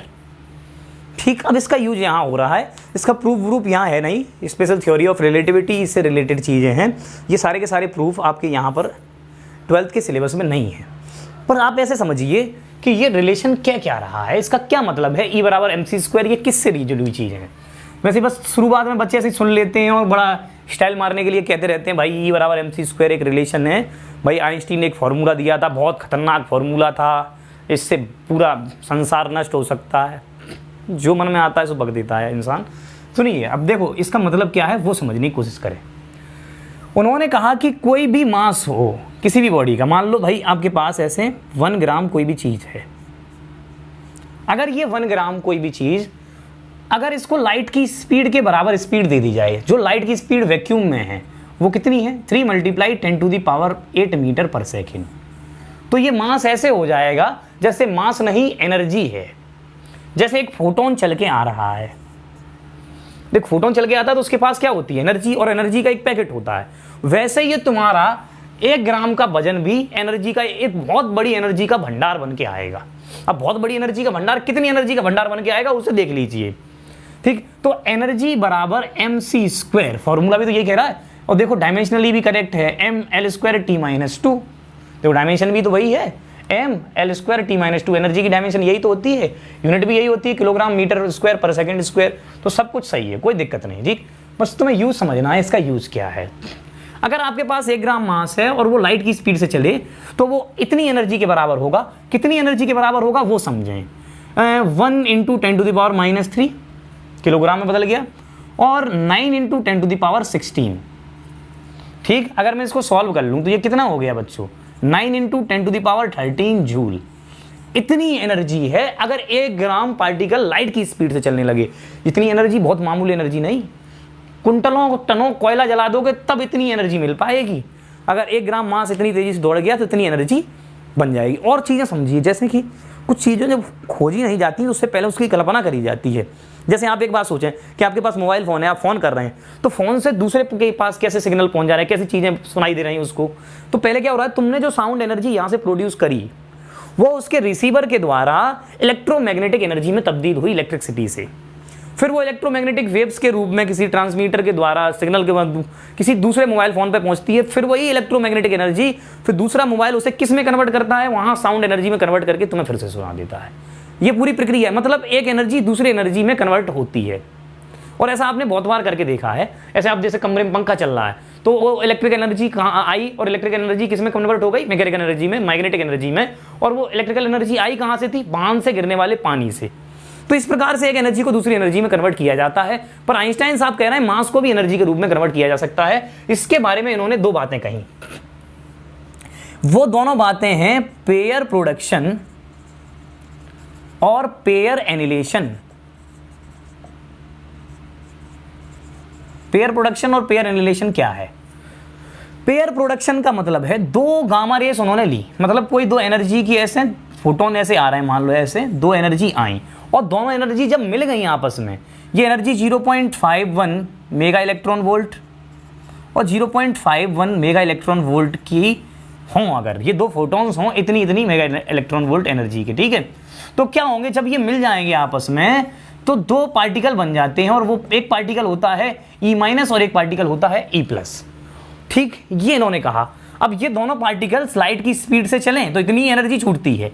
दूसरी बात, अगर ये दोनों पार्टिकल इलेक्ट्रॉन और पॉजिट्रॉन और ये आपस में मिल जाएं, तो जब आपस में मिल जाएंगे तो फिर से यही 0.51 की फोटॉन्स फिर से निकल जाएंगे। तो देखो जब ये बन रहे हैं पॉजिट्रॉन और इलेक्ट्रॉन, तब ये हो गया पेयर प्रोडक्शन, मतलब पैदा होना इनका। और पैदा किसका होना? मास का। और किससे? एनर्जी से। और ये जब ये दोनों मिलकर ये नष्ट हो रहे हैं और दो एनर्जी रेस मिल रही हैं, इसे कहते हैं पेयर एनिलेशन। अब एक बात समझिए कि जब दो एनर्जी मिली और मास बन गया, देखो इलेक्ट्रॉन में और पॉजिट्रॉन में मास लिखाया था आपको कि नहीं लिखाया था? कितना आया था? 9.1 × 10⁻³ किलोग्राम ये मास आया था इलेक्ट्रॉन का। तो समझ लीजिए आप खुद ही कि भाई मतलब एक जो इलेक्ट्रॉन या एक पॉजिट्रॉन जो कि एनर्जी से बन गया, यानी एनर्जी मास बन गई और मास एनर्जी बन गया।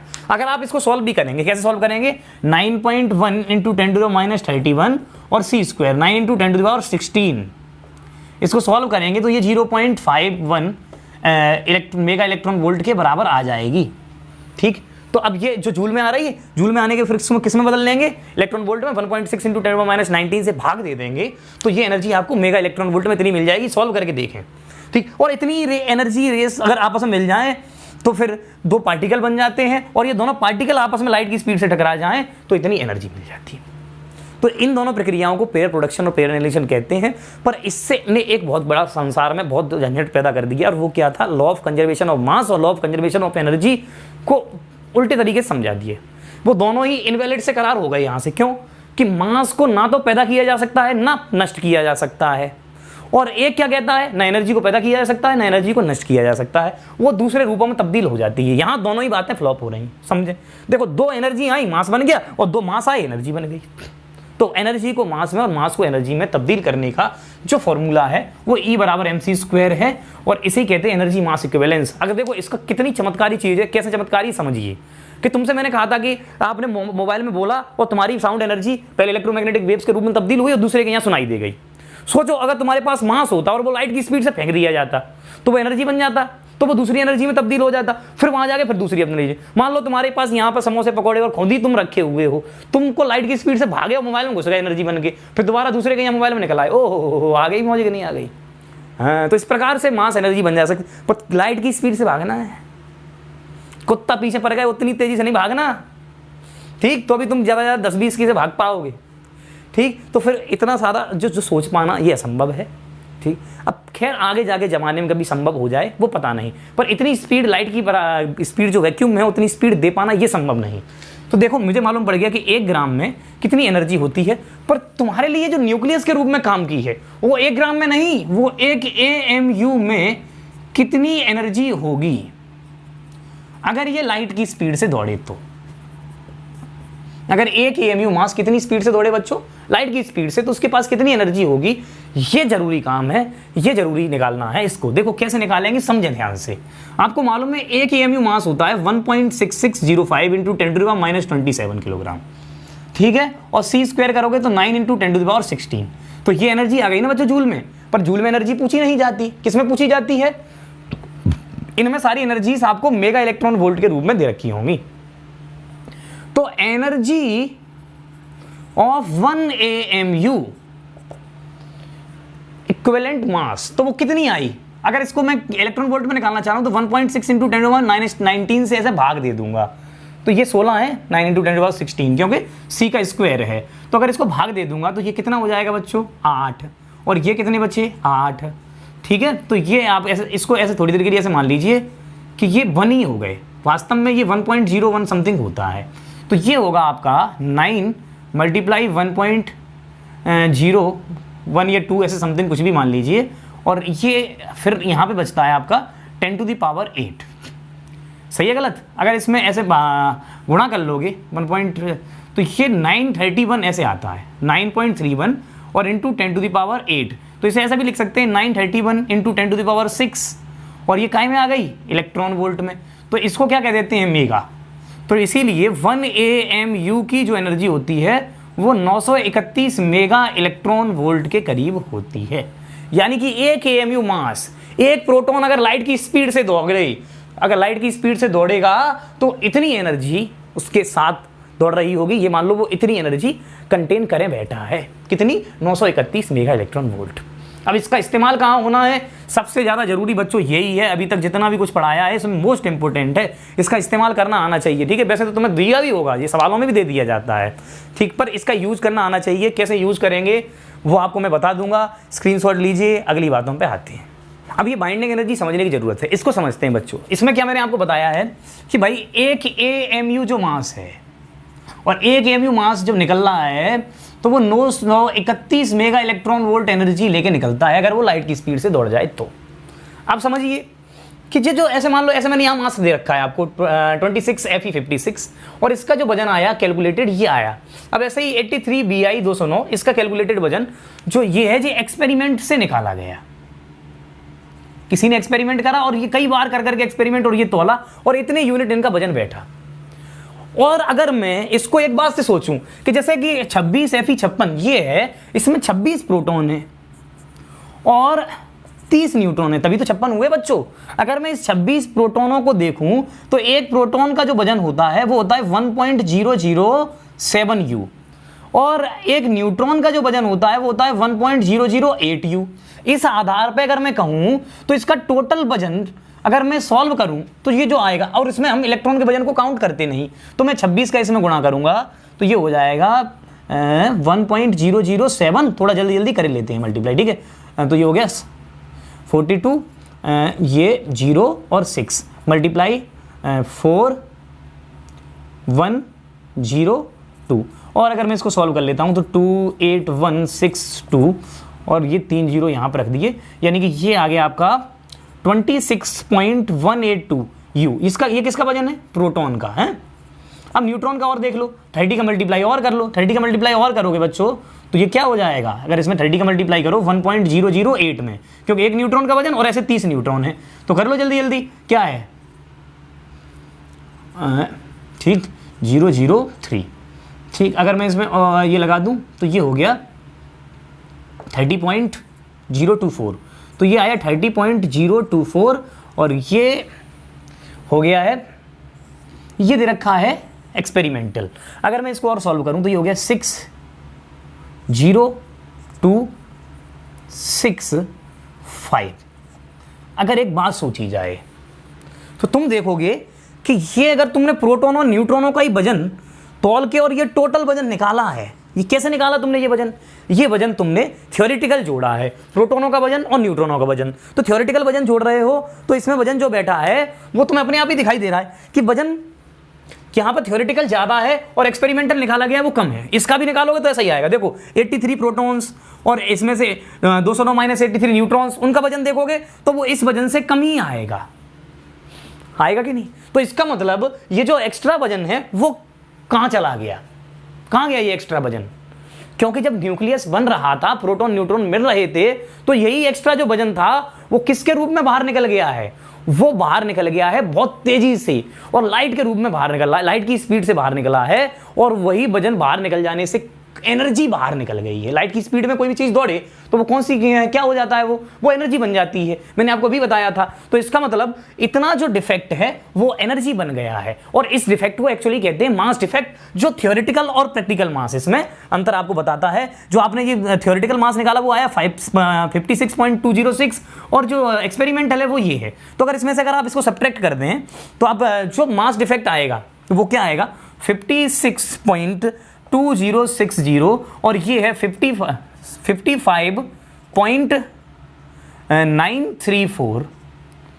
ठीक 9। तो अब इसका जो अंतर है बच्चों, अगर इसको कहें हम डेल्टा एम, तो इसमें ये अंतर निकाल लो, ये 1 है, ये 1 है, ये 7 है, ये 2 है और 0 पॉइंट, तो ये 0.27 यू, ये जो मास डिफेक्ट है ना, ये मास का अंतर इसीलिए आया है क्योंकि इतना मास इस न्यूक्लियस में से बाहर निकल गया होगा। अब कैसे बनना, ये मास कैसे बाहर निकल रहा होता है, ऐसे समझिए कि पहले सारे के सारे न्यूट्रॉन्स ही थे।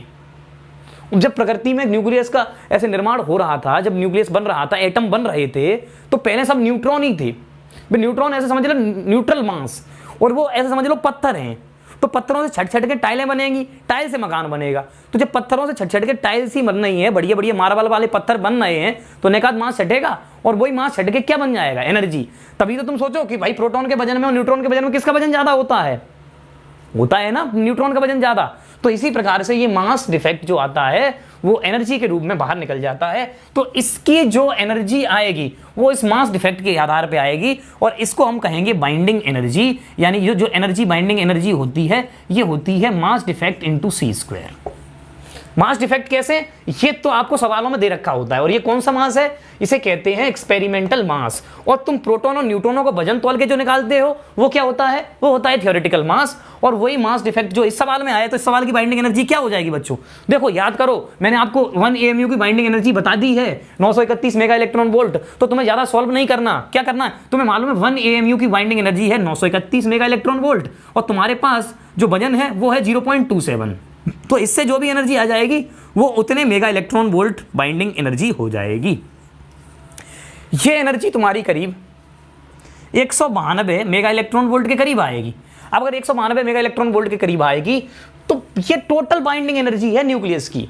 पर हमें मतलब होता है ज्यादातर बाइंडिंग एनर्जी पर न्यूक्लियन, क्योंकि जो प्रोटॉन और न्यूट्रॉन दोनों मिला के पार्टिकल हैं उन्हें न्यूक्लियन कहा जाता है। अगर मैं इसको भाग दे दूं 56 से तो ये आ जाती है 8.5 mega electron volt on an average. मतलब हर एक न्यूक्लियन की लगभग इतनी बाइंडिंग एनर्जी है। मतलब हर एक पार्टिकल जो बन रहा है माने इतना इतना मास निकाल के लगभग इतनी एनर्जी बाहर निकाल दी है। और जब बाहर एनर्जी निकल गई है तभी वो स्टेबल रूप में आ गया है। इतनी सारी एनर्जी बाहर निकल जाना, यही प्रक्रिया है बाहर एनर्जी निकल जाने की। और इस बाहर एनर्जी निकल जाने से जो मास डिफेक्ट जो आता है वो मास एनर्जी बन के निकल जाता है, तभी न्यूक्लियस स्टेबल हो जाता है। ये मैं समझाना चाह रहा हूं। अब बताओ ऐसा न्यूक्लियस स्टेबल होने की बात क्यों कही गई, समझिए कि एक ये न्यूक्लियस है, इसमें प्रोटॉन प्रोटॉन प्रोटॉन ऐसे भरे हैं और न्यूट्रॉन भी भरे हैं, ऐसे भर गए। देखो बताओ, अब बताओ खुद ही सोचो, जैसे मान लो ये लिथियम का न्यूक्लियस है। अब एक देखो प्रोटॉन और प्रोटॉन पे कौन सा चार्ज है, दोनों पर पॉजिटिव चार्ज है, न्यूट्रॉन पे कोई चार्ज है नहीं। पर देखो तुम्हें मालूम है साइज भी न्यूक्लियस का कितना होता है, 10⁻⁻15 की रेंज में होता है। और उसमें तुम दो प्रोटॉनों को रख दे रहे हो 10⁻⁻15 की रेंज में। तो बताओ फोर्स कितना लगेगा इनके बीच में, 1.6 × 10⁻⁻19 और 1.6 × 10⁻⁻19 K³ Q2/r²। और K हो गया 10 × 10⁻⁹ और अगर मैं कहूँ इनके बीच में सेपरेशन है फिर फर्मी में, तो 10⁻⁻15 का स्क्वायर कर दोगे तो 10⁻⁻15 और 10⁻⁻15, तो ये कितने हो गए बच्चों, -30। तो देखो -30 और -38 में से कितनी वैल्यू बची, ये -8 बची। और यहाँ से काट दोगे तो ये 10 बचेंगी कि नहीं बचेंगी। तो ये हो गया आपका 1.6 × 1.6 × 10 × 9। तो देखो खूब सारा न्यूटन फोर्स है कि नहीं, 90 × 256 यानी 200 के करीब फोर्स है, 200 न्यूटन के। यानी कि दो पार्टिकलों में ऐसा इतना वजन लग रहा है कि 20 किलो वजन खींचने वाला वजन लग रहा है। 20 किलो वजन उठाओ, उतना वजन तो दो पार्टिकलों के बीच में, और वो भी रिपल्सन वाला है, इतना रिपेल कर रहे हैं। तो अभी न्यूक्लियस कैसे स्टेबल बना हुआ है, तो इनमें दो प्रकार के फोर्स हैं। एक न्यूक्लियर फोर्स है। अब न्यूक्लियर फोर्स अभी 30% डिलीटेड में वो चीजें हैं, रेडियो एक्टिविटी वगैरह, न्यूक्लियस फोर्स वगैरह, उसलिए उस पर मैं नहीं जा रहा हूं। मैं सिर्फ आपको बाइंडिंग एनर्जी से ये चीज समझाना चाह रहा हूं, क्योंकि इसमें से इतनी सारी एनर्जी बाहर निकल गई है। और अगर ये एनर्जी बाहर निकल गई है तभी ये न्यूक्लियस स्टेबल है। देखो कोई भी चीज में, अब जैसे मारकर यहां टंगा हुआ है तब ये स्टेबल है कि टपक के धरती पे गिरे तब स्टेबल है, टपक के धरती पे गिरे ओबीएसली बात है, तभी तो ये सदा रहेगा। क्यों, क्योंकि इसकी एनर्जी छूट गई। तो ज्यादातर दुनिया की सारी चीजें अगर एनर्जी को छोड़ दें तो वो स्टेबल रूप में आ जाती है। इसीलिए न्यूक्लियस ने वो एनर्जी छोड़ दी है। तो पहली बात तो ये मत समझो कि बाइंडिंग एनर्जी न्यूक्लियस के पास भरी हुई एनर्जी है, नहीं, वो एनर्जी उसने निकाल दी है। उस एनर्जी को कौन सी एनर्जी कहते हैं, बाइंडिंग एनर्जी। ठीक, तो जितनी एनर्जी छोड़ देता है कोई भी पार्टिकल, वो उसकी बाइंडिंग उससे वो क्या हो जाता है, स्टेबल रूप में आ जाता है। तो ये सब आपको मैंने बाइंडिंग एनर्जी के रूप में बताया है। अब आगे की बात बताते हैं, स्क्रीनशॉट लीजिए इसका। तो जो अभी मैंने आपको एक क्वेश्चन कराया था, देखो Fe56 वाला, फिर मैंने कहा था इसका थ्योरेटिकल मास आपने निकाला, थ्योरेटिकल मास आया था 56 यूनिट के करीब, और जो एक्सपेरिमेंटल मास आया वो आया था 55.9 और ये आया था 56 पॉइंट कुछ। तो ये जो मास आए थे इससे मास डिफेक्ट जो आया था और 0.26 और उससे जो बाइंडिंग एनर्जी थी वो बाइंडिंग एनर्जी आई थी 192 मेगा इलेक्ट्रॉन वोल्ट। मतलब ये पूरी न्यूक्लियस की बाइंडिंग एनर्जी आई थी और उससे पर न्यूक्लियन जो बाइंडिंग एनर्जी आ रही थी, बाइंडिंग एनर्जी पर न्यूक्लियन वो आई 8.5 mega electron volt, 8.5 mega electron volt. मतलब हर एक न्यूक्लियस अपने पास में से लगभग इतनी न्यूक्लियस का हर एक छोटे से छोटा पार्टिकल, तो उन सारे पार्टिकल जो न्यूक्लियस में भरे होते हैं उन्हें न्यूक्लियन कहा जाता है। वो सब इतनी एनर्जी ऑन एवरेज छोड़े बैठे हैं, इतनी एनर्जी छोड़े बैठे, और इसको ऊपर को दिखाया जा रहा है कि ये बाइंडिंग एनर्जी इतनी ज्यादा, मतलब ये इतनी एनर्जी छोड़े बैठा। तो सबसे ज्यादा एनर्जी कौन छोड़े बैठा है बताओ खुद ही आप? 56, यही Fe56 सबसे ज्यादा एनर्जी छोड़े बैठा है। सारे एलिमेंट्सों के ऐसे ही वैज्ञानिकों ने सॉल्व कर करके कर्व बना के एक तैयार कर दिया, और ये कर्व इस प्रकार से है, binding energy curve per nucleon. अब इसी आधार पर सारी चीजों का फैसला किया जाएगा। बड़ा महत्वपूर्ण कर्व है, याद रह जाए, कोई बुराई नहीं। इसको आंखों में बसा लो, ऐसे सुनील शेट्टी ने शिल्पा शेट्टी फोटो चिपका लिया था ऐसे छत पे, ऐसे ही चिपका लेना इसको जहां सोते हो उसके ऊपर, ठीक। बड़ा महत्वपूर्ण कर्व है, बहुत बड़ी जानकारियां इसमें छिपी हुई हैं। कैसे छिपी हुई हैं वो समझिए बच्चों, ठीक। तो जैसे मैंने कहा कि भाई 8.5 मेगा इलेक्ट्रॉन वोल्ट के करीब जो एनर्जी है पर न्यूक्लियन, वो सबसे अधिक किस पे है? आयरन पे, ठीक। अब देखो इनकी एनर्जी कम है कि नहीं, मतलब ये कम एनर्जी छोड़ पाए हैं। इस जब कम एनर्जी छोड़ पाए तो कम स्टेबल है। तो इसका मतलब क्या है कि ये कभी भी बर्बाद हो सकते हैं, कभी भी कुछ हो सकता है इनका। अब देखो इनने भी कम एनर्जी छोड़ पाई है, ठीक। तो फिर ये भी कभी भी बर्बाद हो सकते हैं, ऐसे समझिए। तो जो एलिमेंट्स का जो आपके सामने मैंने चार्ट बना के रखा है, उनमें ऐसे एलिमेंट्स और ऐसे एलिमेंट्स क्या कोशिश करेंगे भाई? ज्यादा एनर्जी छोड़ लें, जी कोशिश तो रहेगी। वो ज्यादा एनर्जी छोड़ लें तो ऐसे बन जाए, लोहा बन जाए, एकदम से लोहा हो जाए अंदर से। हाँ, तो लोहा बनना चाह रही दुनिया, ताकतवर तुम तो बनना चाह रहे हो, ताकतवर बनाओ, ठीक। तो फिर सारी की सारी चीजें किस रूप में आना चाह रही हैं? Fe56 के रूप में आना चाह रही हैं, अपनी एनर्जी को रेडिएट करके बाइंडिंग एनर्जी के रूप में निकाल करके, ऐसा समझिए आप तो, ठीक। अब जो कर्व ये दे रखा है, अब इसमें ये आती कैसे हैं? तो अब ये जो है जैसे कि यूरेनियम 235, यूरेनियम 238, ये क्या करते हैं? ये टूट के छोटे न्यूक्लियाई में तब्दील होते हैं और कहां पहुंचना चाहते हैं? इस रेंज में, क्योंकि ये इस रेंज की जो एनर्जी है लगभग 90% तक जो एटम्स या एलिमेंट्स हैं वो इसी रेंज में लाई कर रहे हैं। कहां? 8 से 8.5। तो सबसे ज्यादा पे कौन है? 8.5 पर आयरन है, यानी कि सारे के सारे पार्टिकल्स आयरन और इनके बीच में आना चाह रहे हैं। अब इनके बीच में कैसे आएंगे बच्चों?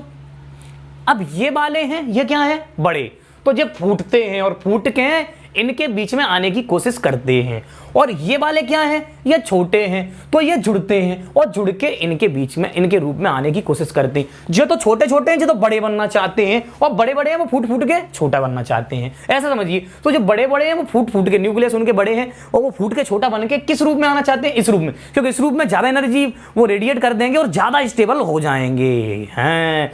अब जो ये फूटने की प्रक्रिया होती है इसकी इधर आने की, इसे कहते हैं न्यूक्लियर फिजन। क्या कहते हैं इसको? Nuclear fission. और इधर जो जुड़ने की प्रक्रिया होती है इसे कहते हैं न्यूक्लियर फ्यूजन। इधर वाली प्रक्रिया को न्यूक्लियर फ्यूजन कहा जाता है और इधर वाली प्रक्रिया को न्यूक्लियर फिजन कहा जाता है। यानी कि ये पार्टिकल टूट के इस रूप में आना चाहते हैं और ये जुड़ के इस रूप में आना चाहते हैं, सब बनना यही चाह रहे हैं और अपनी एनर्जी को बाहर जमाने में छोड़ना चाह रहे हैं। और वो एनर्जी कहाँ मौजूद है? तारों में, सितारों में, 1000 में नहीं। तो फिर ये सारी की सारी एनर्जी रेडिएट होती, तुम भी तो देखते हो कि सारी सारी एनर्जी रेडिएट होकर के कहाँ चली गई, ठीक। तो ऐसे ये सब कुछ चीज तो मैं प्रकृति से जुड़ी हुई चीजें आपको बता रहा हूं। इससे आगे के वाले जो टॉपिक हैं कि भाई कैसे एक स्टार का एंड होगा, कैसे ब्लैक होल बनेगा, कैसे ब्रह्मांड नष्ट होगा, ये सब कुछ की गहराई इन्हीं बातों में छिपी हुई है। अभी तुम्हें इतना ज्यादा पढ़ाया नहीं जाएगा, पर इसका एक आइडिया तुम्हें यहां से दिया जाएगा। और जब ये फूटते हैं तो दुनिया भर की एनर्जी निकलती है, और जब ये जुड़ते हैं तो भी दुनिया भर की एनर्जी निकलती है।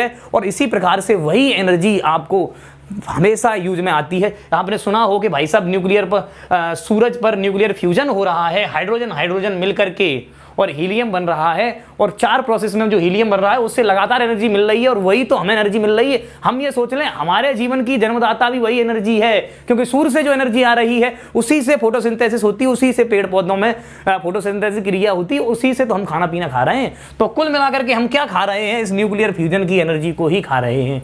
तो भाई साहब यही है तुम्हारे जीवन का आधार, तुम्हारे जीवन की शक्ति यही मौजूद है, सब कुछ यही है, सब जमाना संसार जय बोले शंकर। इसलिए समझ लीजिए बड़े ध्यान से इसको। ये कर्व तो मैंने जो आपको कर्व बनाया है, इस कर्व में 8.5 यहाँ है और इनकी 1-2 पर ही है, ठीक। इनकी भी 2 कम है, देखो देखो कम होगा कि नहीं, यानी ये कम एनर्जी छोड़े बैठे। तो ये भी क्या दिखा रहे होंगे? फिजन दिखा रहे होंगे, और ये क्या दिखा रहे होंगे? फ्यूजन। अब एक एक करके मैं तुम्हें फ्यूजन और फिजन दोनों समझाता हूं। तो पहले हम आपको फ्यूजन समझाने से पहले आपको फिजन समझाएंगे। इसका स्क्रीनशॉट लीजिए, बड़े काम। तो बच्चों आपको प्रक्रिया समझ आ गई कि न्यूक्लियर फिजन क्या होता है। जब 2 हैवी न्यूक्लियाई छोटे न्यूक्लियाई में टूटते हैं, और वो किस रेंज में टूट रहे होंगे आपको मालूम ही पड़ गया, 8 से 8.5 mega electron volt binding energy per nucleon हो जाए, जो कर्व अभी मैंने बताया था। जैसे मैं बता दूं कैसे कैसे टूटते हैं। जैसे भाई साहब आपके पास मान लो 92 यूरेनियम 235 है, यूरेनियम भारी है और यही टूटेगा, और टूटने के लिए आप इस्तेमाल करेंगे 1 न्यूट्रॉन। मतलब ऐसा नहीं कि भाई ऐसा रखा है अपने आप फूट जाए। तुमने क्या कहा कि 1 न्यूट्रॉन लिया और इसमें न्यूक्लियस में टक्कर मारी। अब देखो टक्कर वाले कुन्ना पे लगे तो इतना झड़ जाएगा कि नहीं, और बीच में लगे तो 2 अलग अलग हो जाएंगे कि नहीं हो जाएंगे। हाँ, तो टक्कर जहां जहां लगनी है वही डिपेंड करता है उसी आधार पर कि न्यूक्लियस कैसे फूटना है, ठीक। अब जो टक्कर लगने की एक सीरीज बनाई है वैज्ञानिकों ने, वो वैज्ञानिक को जो भी एलिमेंट चाहिए होता है उन्हें मालूम है कहां से कहां टक्कर मारूं, किस प्रकार से एनर्जी दूं, तब कितना भाग टूटेगा, और जितने भाग टूट रहे होंगे वो किस रेंज में आ रहे होंगे, वही रेंज में आ रहे होंगे जहां एनर्जी 8 8.5 मेगा इलेक्ट्रॉन वोल्ट के बीच हो, और लाइटर न्यूक्लियाई बनने की कोशिश कर रहे होंगे। जैसे मैं कुछ एग्जांपल आपको देता हूं। जब 1 न्यूट्रॉन यूरेनियम 235 पर गिराया जाता है तो 36 क्रिप्टन 89 और 56 बेरियम 144, ये 2 भागों में टूट जाता है यूरेनियम, और 3 अलग न्यूट्रॉन भी आपको मिल जाते हैं। या फिर 1 न्यूट्रॉन को ऐसे ही 92 यूरेनियम 235 पर डाला जाए तब वो और भागों में भी टूट जाता है। वो और भाग हैं 54 XE 144 प्लस 38 SR 94, ये 140 और ये 94, और ये 2 न्यूट्रॉन अलग हो जाते हैं। इस प्रकार की ये कुछ प्रक्रियाएं खोजी गई। अब देखो ये क्या प्रक्रियाएं और उनमें क्या हो रहा है वो समझने की कोशिश करें। जैसे कि ये न्यूक्लियस है यूरेनियम का, और इस पर तुमने क्या करा, इस पर तुमने एक न्यूट्रॉन डाल दिया।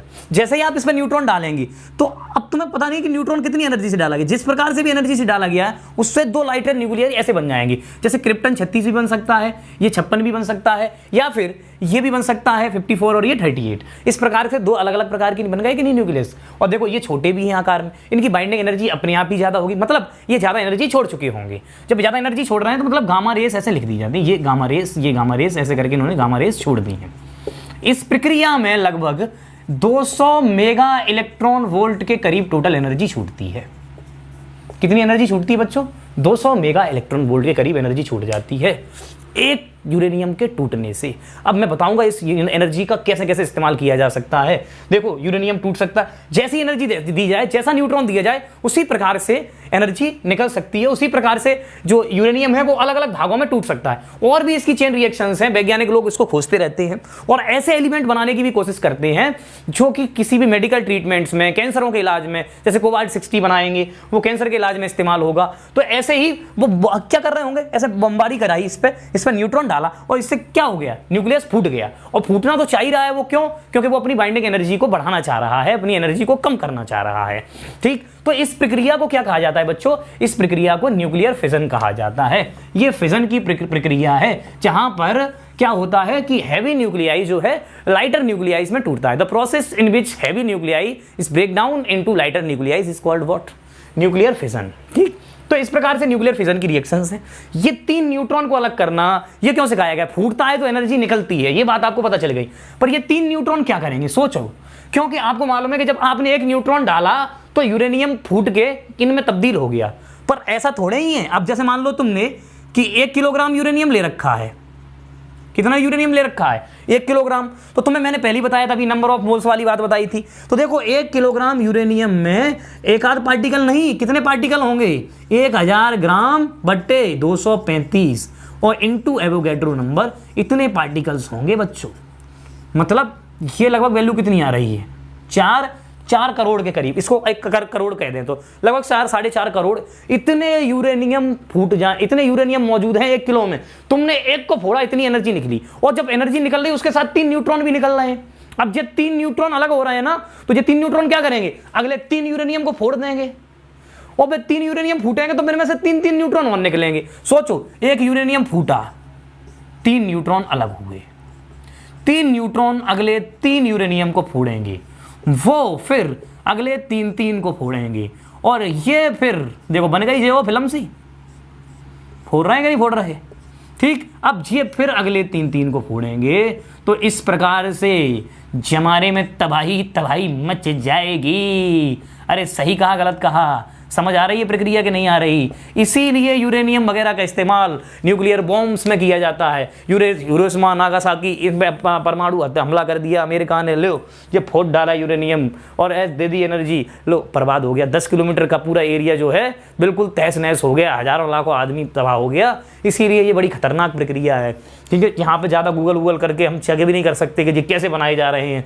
पर ये समझिए कि एक फूटा, फिर उससे 3 मिले, 3 फूट गए, 3 और फूट गए, 3 फूटते ही जा रहे हैं, तो एक जमाने में थोड़ी देर में ही तबाही मचा के रख देते हैं ये प्रक्रिया। अब आप खुद सोचो, इतने पार्टिकल फूटेंगे और एक में से कितनी एनर्जी निकल रही है, 200 मेगा इलेक्ट्रॉन वोल्ट, तो टोटल कितनी एनर्जी निकल जाएगी, इतने गुना 200 मेगा इलेक्ट्रॉन वोल्ट निकलेगी कि नहीं। तो इस प्रकार से ये जो एनर्जी आएगी बच्चों, टनों कोयलों से ज्यादा भी आएगी। 1 किलो यूरेनियम की एनर्जी, टनों कोयला तुम जला दोगे, उसमें जो एनर्जी मिलेगी वो 1 किलो यूरेनियम में मिल जाएगी। इसीलिए यूरेनियम को दुनिया की सबसे महंगी धातु भी कैटेगरी में भी रखा जाता है, ठीक है। ब्लैक डार्क मैटर वगैरह जो और कुछ भी बहुत सारी चीजें हैं, पर यूरेनियम भी महंगी चीजों में आता है, ये आपने सुना भी होगा। तो ये प्रक्रिया फिजन कहलाती है। अब इसका यूज हम करते कहाँ है, ये सारी की सारी चीजें कहाँ होती हैं, ऐसे घरे धरे डले यूरेनियम का लैब खोद दिया यूरेनियम, नहीं। इनको जो प्रक्रिया जिसमें ये करे जाते हैं ये काम, उसे न्यूक्लियर रिएक्टर कहते हैं। न्यूक्लियर रिएक्टर में ही न्यूक्लियर फिजन की प्रोसेस को अपनाया जाता है। कैसे होते हैं न्यूक्लियर रिएक्टर, क्या काम करते हैं, उसका एक बना रहा हूं छोटा सा चित्र और जल्दी जल्दी आपको बता रहा हूं। स्क्रीनशॉट इसका ले लीजिए। तो मैंने एक छोटा सा आपके सामने चित्र बनाया है। इस डिवाइस को कहते हैं बच्चों न्यूक्लियर रिएक्टर। कैसे काम करता है वो समझाता हूं। जैसे मैंने कहा था, ये यूरेनियम की रॉड है, ये जो यूरेनियम फ्यूल के रूप में इस्तेमाल किया जाता है, तो ये हो गए यूरेनियम रॉड्स, ठीक। और ये होती हैं कैडमियम रॉड्स। क्यों इस्तेमाल की जा रही समझा रहा हूं। मैंने आपको बताया था 0N1 और जो 92 यूरेनियम 235 ये किस में टूट रहा है, 36 Kr89 और 56 Ba 144 और 3 न्यूट्रॉन ये अलग हो रहे हैं, और ऐसे लिख लो, और गामा रेस या एनर्जी यानी कि 200 मेगा इलेक्ट्रॉन वोल्ट के करीब एनर्जी भी अलग हो रही है। तो ये प्रक्रिया मैंने आपको पूरी समझाई थी। अब समझिए ये हो क्या रहा है, कि न्यूक्लियर रिएक्टर कैसे काम करता है। पहली बात मैं बता दूं, डिवाइसेस को लिखने के लिए ऐसे 5 नंबर में बोर्ड में क्वेश्चन आता था। इस बार का तो तुम्हारा पैटर्न आपको पता ही है कि 3 नंबर के क्वेश्चन केस स्टडी और 2-2 नंबर के क्वेश्चन आ रहे हैं। तो डिवाइस के बारे में 5 नंबर में लिखने को नहीं आएगा, तो इसलिए उसके बारे में ज़्यादा मैं डिटेल में जा नहीं रहा। पर ऐसे समझिए ये न्यूक्लियर रिएक्टर कैसे काम करता है।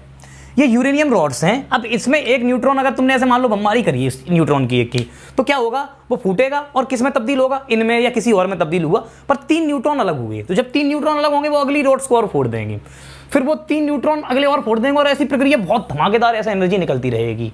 पर एकदम से धमाकेदार एनर्जी निकलेगी तो ये जो चैम्बर, वैसे तो ये कंक्रीट का बनाया जाता है, ऐसे गाड़ दिया जाता है और उसमें भीतर रख दी जाती है रॉड, बहुत मोटी मोटी दीवार, ऐसे नहीं कि तुमने 4 इंची की दीवार गारे में चिन दी, वो चैम्बर नहीं, वो लगे जाने कहाँ गिरेगी ईंट है, ठीक है। तो कंक्रीट चैम्बर ऐसे बनाया जाता है, खूब मोटी मोटी ऐसी दीवारें बनाई जाएंगी, पूरे कमरे से ज़्यादा चौड़ी चौड़ी मोटी मोटी दीवारें ऐसी बनाई जाती हैं, और उनमें ये ऐसे ऐसे करके पाइप डाल दिए जाते हैं ये सप्लाई के लिए।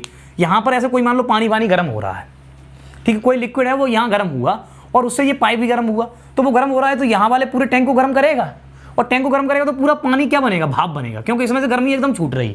तो ये गर्म हो गया पानी भाप बनेगा, तो भाप तेजी से निकलेगी, तो ये तेजी निकलने से जनरेटर और टरबाइन घूमेंगे, और टरबाइन घूमने से बिजली बनेगी, ठीक। तो ये ऐसी प्रक्रिया होती है, न्यूक्लियर रिएक्टर ऐसे काम करते हैं। अब क्या है, ये कैडमियम रॉडें क्यों लगाई गई हैं, जो 3 न्यूट्रॉन फूटते हैं वो 3 अगले को फोड़ के बहुत बड़ा एक्सप्लोजन कर सकते हैं, एकदम से तबाही मचा सकते हैं क्षेत्र में। इसीलिए ये कंट्रोल करने के लिए, न्यूट्रॉन को एब्जॉर्ब करने के लिए ये रॉडें इस्तेमाल करी जाती हैं कि मतलब 3 फूट हैं, सब हम 2 को सूंत लें, एक बचे तो वो अगले एक को फोड़े, ठीक। तो इसीलिए ये कंट्रोल रॉड्स के रूप में इस्तेमाल करी जाती हैं। एक बार ये कंट्रोल रॉडें खराब हो गई सेर्नोबिल शहर में, यूक्रेन में। तुमने अभी शायद सुना हो, सेर्नोबिल एक वेब सीरीज आई थी HBO पर। यूएसएसआर जब संघ था तब क्या करा था कि यूएसएसआर ने उस बात को दबा दिया था। बाद में इसके पास वेब सीरीज बनाई गई जब यूएसएसआर संघ टूट गया।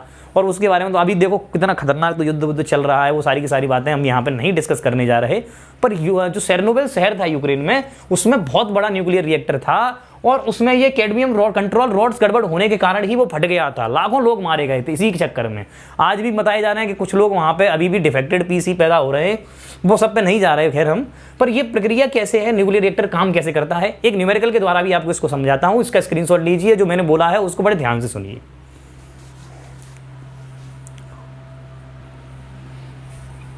तो मैंने आपके सामने एक न्यूमेरिकल रख दिया, मैंने पूरी लैंग्वेज नहीं लिखी, एनसीईआरटी में लिख रखी है। देखो मैंने कहा है कि भाई एक न्यूक्लियर रिएक्टर है 1000 मेगावाट का और 5 साल में वो आधा फ्यूल खर्च कर लेगा। और वो जो फ्यूल खर्च कर रहा है वो फ्यूल 92 यूरेनियम 235 के रूप में आया है। और एक यूरेनियम 235 जब फूटता है तो 200 मेगा इलेक्ट्रॉन वोल्ट एनर्जी छोड़ देता है। इस आधार पे बताइए कि कितना यूरेनियम आपके पास मौजूद होगा।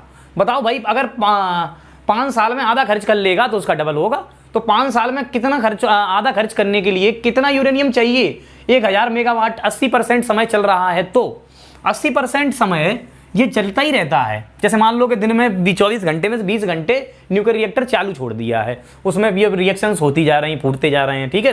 तो 80% समय वो चल रहा है। तो पहले 80% समय, 5 साल का 80% समय निकाल लो, ठीक। उतने समय के लिए इसको चला दो तो 5 साल में, 1 साल में 365 दिन और टाइम सेकंड में निकालो क्योंकि एनर्जी अभी जूल वूल में निकालेंगे। तो 1 साल में 365 दिन और इस प्रकार से एक दिन में 86,400 सेकंड। मुझे तो पारो ने बताया देवदास फिल्म में, वो देवदास चले जाते हैं तो बेबी एक सेकंड ऐसे ही गिनती। तो फिर इस प्रकार से 1 साल में इतनी सेकंड हो गई तो 5 साल में कितनी सेकंड हो गई? इतनी।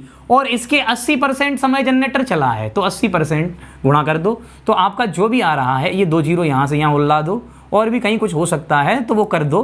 तो ये टाइम हो गया, इसको मैं टी माने ले रहा हूँ। मैं थोड़ा सा अपने आप ही सॉल्व करना, गुणा भाग आप करना, पर मैं समझा दे रहा हूँ। इस टी समय के लिए जनरेटर चला। आपको मालूम है एनर्जी होता है पावर इनटू टाइम। तो कितनी एनर्जी उसको चाहिए होगी बच्चों इतने समय में? 1000 मेगावाट का है ना, तो 1000 और गुणा 10 की घात 6 इतने वाट हो गई। और कितने समय के लिए? टी समय के लिए। तो इतनी एनर्जी चाहिए उसको। 1000 मेगावाट इसकी पावर है और भाई साहब टी समय के लिए चल रहा है तो इसने इतनी एनर्जी कंज्यूम करी होगी। अब ये एनर्जी आपको मिल कहां से रही है बच्चों? वो मिल रही है 92 यूरेनियम 235 से। अब देखो एक 92 यूरेनियम 235 कितनी एनर्जी छोड़ता है? 200 मेगा इलेक्ट्रॉन वोल्ट। तो फिर इसको किलोग्राम में बदलो, वो पहले इसको जूल में बदलो क्योंकि सारी की सारी वो जूल में दे रखी।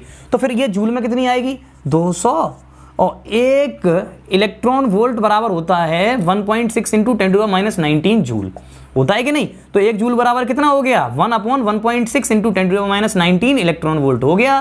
तो बच्चों 200 मेगा मतलब 10⁻6 इलेक्ट्रॉन वोल्ट, इसको जूल में बदलेंगे तो क्या और करेंगे? 1.6 इंटू 10⁻⁻19 से इसका गुणा करेंगे तो ये आया ई, छोटा ई माने ले रहा हूं इसको, है मतलब 1 यूरेनियम की एनर्जी ये आ गई। अच्छा, अब ऐसे कितने यूरेनियम होंगे? ऐसे मान लो आपके पास टोटल एनर्जी निकालने के लिए आपके पास n यूरेनियम है। कितने यूरेनियम है? n। तो टोटल एनर्जी कितनी आ गई? En। अब देखें ध्यान से, अब ये n यूरेनियम कैसे निकालूं? अब n क्या होता है? Number of particles. अब भाई नंबर ऑफ पार्टिकल्स कैसे निकाले जाते हैं? जो भी मास दे रखा हो अपॉन मॉलिक्यूलर मास, और वो कितना है? 235 और इनटू एवोगैड्रो नंबर, ये है 6.023 इंटू 10⁻23। तो ये क्या मिल गया बच्चों आपको? n मिल गया। अब n मिल गया, अब इस n की मदद से आपको m मिल जाएगा। टोटल एनर्जी को m के रूप में अगर आप लिखना चाहेंगे तो वो m के रूप में हो जाएगी टोटल एनर्जी। एक की एनर्जी ये रही, ठीक है। अब एक की एनर्जी ये रही, कितनी है? 200 गुणा 10 की घात 6 और बट्टे 1.6 गुणा 10 की घात -19। और ये टोटल n कितने हैं? ये है m/235 और गुणा 6.023 इंटू 10⁻23। तो इतनी m मास में से इतनी एनर्जी यूरेनियम से निकल आई होगी। ठीक, तो यहां से तो चाहिए कितनी, इतनी। अब ये m मास से निकली है और 5 साल में इतनी निकल रही है, तो इसका मतलब इसका मास डबल होगा ना मौजूद। तो फिर भाई जो भी मास है, जो भी m आए, यहां से इसको इसके बराबर कर दो। ठीक है, ये टोटल एनर्जी जो आ रही है और ये टोटल एनर्जी जो चाहिए, तो इन दोनों को बराबर कर दो। E चाहिए बराबर E आ रही।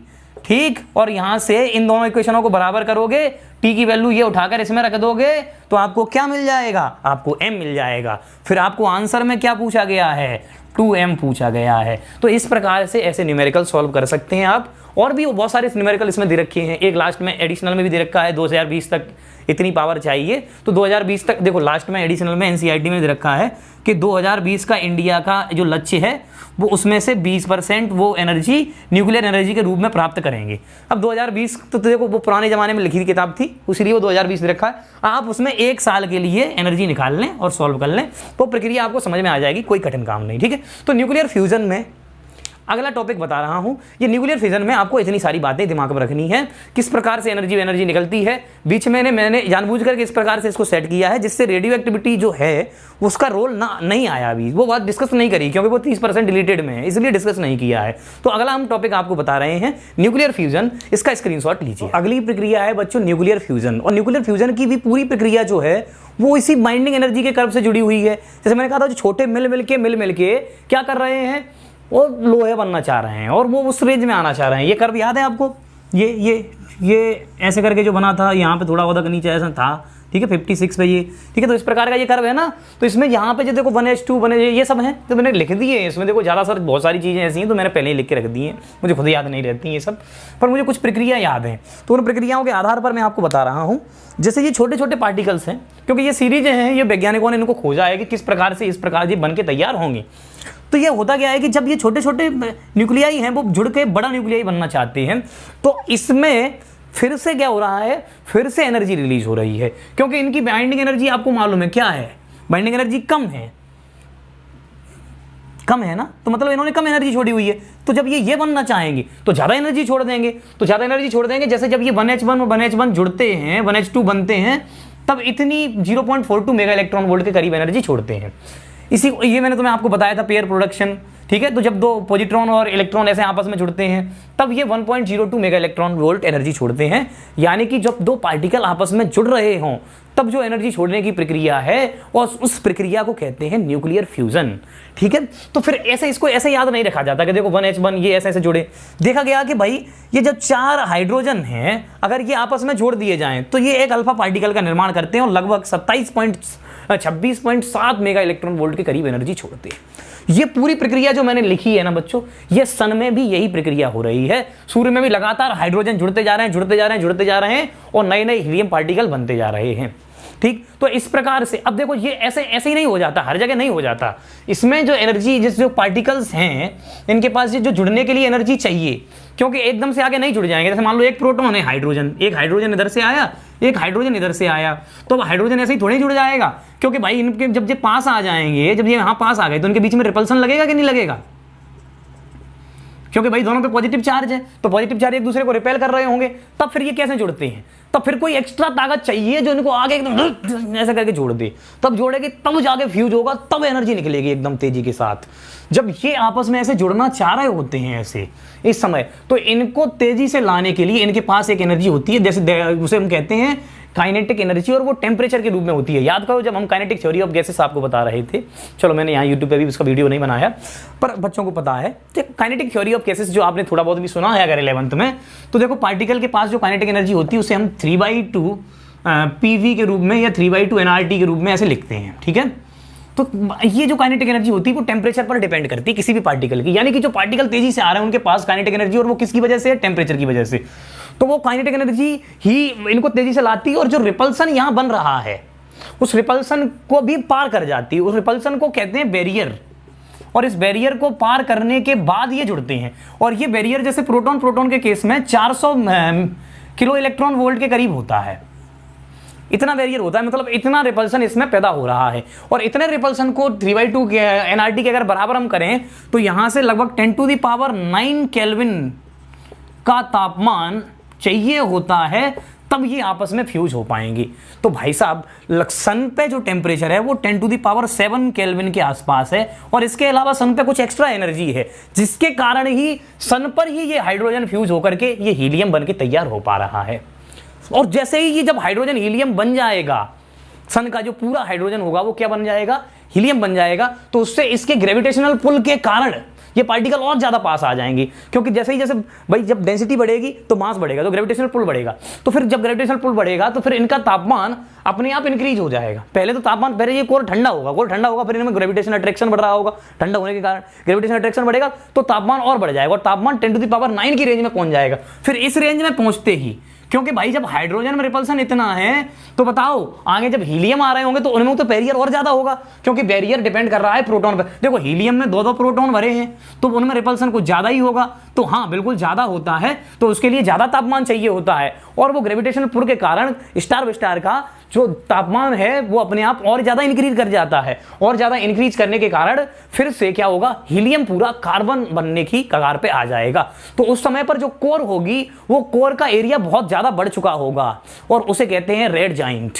फिर वो रेड जॉइंट जब स्टेज आ जाएगी उसके बाद सारे के सारे हीलियम पार्टिकल्स किसमें तब्दील होना चाह रहे होंगे, कार्बन में। तो फिर कार्बन में तब्दील होने के बाद भी कोर फिर से ठंडा होने लग रहा होगा। सोचो फिर वो कार्बन किस में तब्दील होना चाह रहा होगा, फिर और बड़े में, और ऐसे ऐसे करके वो क्या बनना चाह रहा होगा, लोहा बनना चाह रहा होगा। इस प्रक्रिया को मैं आपको बता दूं, जैसे ही जब ये पूरा का पूरा सब कुछ मिलके लोहा बनना चाह रहा होगा तो फिर क्या होगा कि इसका रेडियस जो हो रहा होगा वो कम हो रहा होगा, और जब रेडियस कम हो रहा होगा तो सोचो ग्रेविटेशनल फोर्स का फॉर्मूला, ग्रेविटेशनल फील्ड का फॉर्मूला Gm/r² है। अब मास तो बढ़ता जा रहा है और रेडियस घटता जा रहा है, तो ग्रेविटेशनल फील्ड बढ़ता जा रहा है। तो पहले कौन मौजूद है यहाँ, मरकरी। तो मान लिया मरकरी सूंघ लिया, ले, तो जब मरकरी इसने अपने अंदर ले लिया तो मास और बढ़ गया, गिरो मत। तो जैसे ही मास और बढ़ा तो ग्रेविटेशनल फोर्स और बढ़ा, और ग्रेविटेशनल फोर्स और बढ़ गया तो सोचो कि इसमें और क्षमताएं बढ़ गई। अब जो किसको और ले लेगा, आ बुध, आ मंगल, आ धरती, आ चल, आ गए सब। फिर मास और बढ़ता जा रहा है, ग्रेविटेशनल पुल और बढ़ता जा रहा है, इसकी क्षमताएं और बढ़ती जा रही हैं। अब इतनी क्षमता हो गई कि इसकी एस्केप वेलोसिटी धीरे धीरे 10⁸ मीटर पर सेकंड से भी अधिक हो गई है। यानी कि इतनी स्पीड से भी कोई चीज आ रही होगी वो भी इससे बाहर नहीं जा पा रही होगी। तो ये क्या बन गया होगा, ब्लैक होल।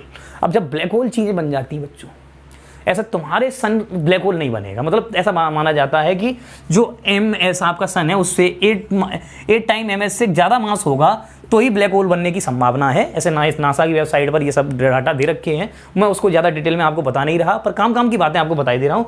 तो जैसे जैसे क्या होगा, जैसे जैसे इसका मास और बढ़ता जाएगा, इसकी क्षमताएं और बढ़ती जाएंगी, तो धीरे धीरे ये सारी की सारी चीज़ों को अपने अंदर चपेट में लेता जाएगा, फिर इसमें और क्षमता बढ़ती जाएगी। अब जो भी आएगा और पता नहीं किधर को चल रहा हो ये पूरा। हमें तो आज ये भी नहीं पता कि भाई हमारा जो पूरा ये सोलर सिस्टम है कि वो रेस्ट है, स्टेशनरी है, या वो खुद भी मूव करता जा रहा है। क्या पता हम सारा ही सारा सोलर सिस्टम हमारा किसी ब्लैक होल में घुसता चला जा रहा हो, अभी कुछ पता नहीं है इसके बारे में।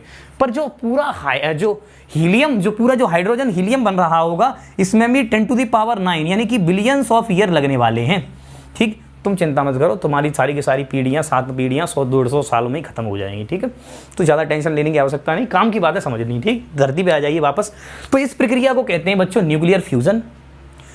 अब इसमें जैसे मैंने ये लिखा है कि जब ये जो 4H1 है, ये यानी कि 4 हाइड्रोजन मिलकर के जो हीलियम बनने की प्रक्रिया आ रही है, उसके लिए लगभग 10⁸ केल्विन का तापमान चाहिए होगा। तो फिर बहुत सारी मात्रा में एनर्जी निकलती रहेगी, बहुत सारी मात्रा में एनर्जी आपको यूं ही मिलती रहेगी। कि कोई भी मास होगा वो फ्यूज होकर के एनर्जी देता रहेगा, बहुत फ्यूज होकर के एनर्जी देता रहेगा, पर वो तभी हो पाएगा जब इतना ज़्यादा तापमान हो। अब क्या कर रहे हैं, सारे के सारे देश इस वाली कोशिश में लगे हुए हैं कि किसी भी प्रकार से इतना तापमान किसी जगह का कर लें जिसमें सारे के पार्टिकल डालें, में फ्यूज हों, इतनी एनर्जी छोड़ें, तो पूरी दुनिया में किसी भी अलग प्रकार की एनर्जी की जरूरत पड़ेगी नहीं। यही फ्यूज होते रहेंगे और एनर्जी हमें देते रहेंगे। पर इसके लिए तापमान सहन करने के लिए 10⁸ केल्विन तापमान सहन करने के लिए क्या किस चीज़ का तापमान इतना करोगे, लोहा फोहा सब पिघल जाएगा इतने तापमान पर। बस इसीलिए सारे के सारे देश इस कोशिश में लगे हुए हैं कोई भी ऐसा पॉट या कोई ऐसी चीज़ बना पाएं जिसमें इतने तापमान को झेलने की क्षमता हो, और उस जगह पर इतने तापमान पर सारे के सारे पार्टिकल अगर फ्यूज होते रहें तो फिर बहुत सारी मात्रा में एनर्जी हर एक देश को लगातार अनंत एनर्जी मिल सकती है और सारी ज़रूरतें पूरी हो सकती हैं। तो ये सारी की सारी इसकी कहानी है। अब इसमें एक न्यूमेरिकल आपको छोटा सा और बता रहा हूँ, इसका स्क्रीनशॉट लीजिए, आगे बढ़ते हैं।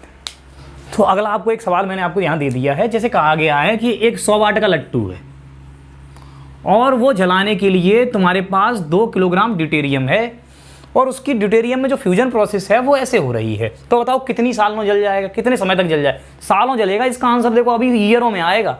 मतलब कि 2 किलोग्राम ड्यूटेरियम इतना हो गया, उसमें अगर फ्यूजन करवाते रहो तो सालों तक एनर्जी आपको मिल सकती है। ये सवाल इसीलिए दिया गया आपको।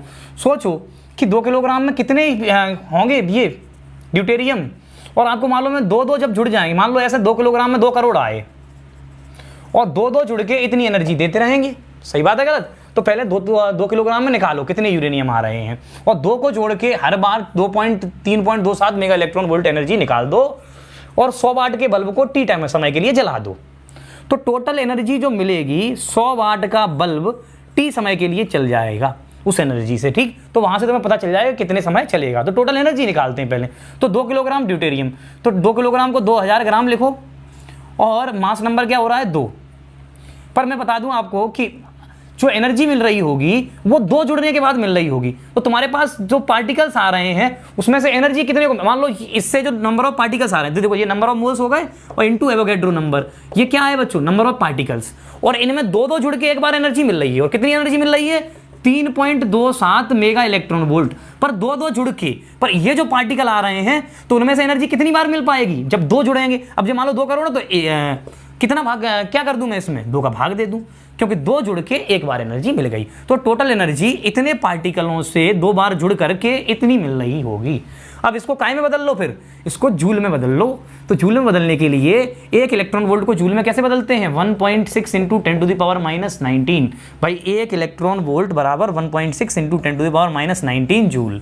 देखो ये जो वैल्यू है ना, ये वैल्यू ये 96,500 आ जाती है। इसे एक फेरेड वैल्यू कहते हैं, पहले भी याद रखो। ठीक, तो ये लगभग 96,500 आ जाएगी। तो मैं कह दूं ये आपका हो गया 500।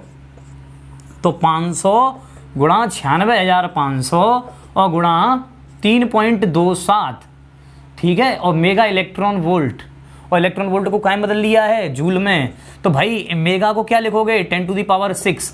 इतने जूल आपके पास एनर्जी है।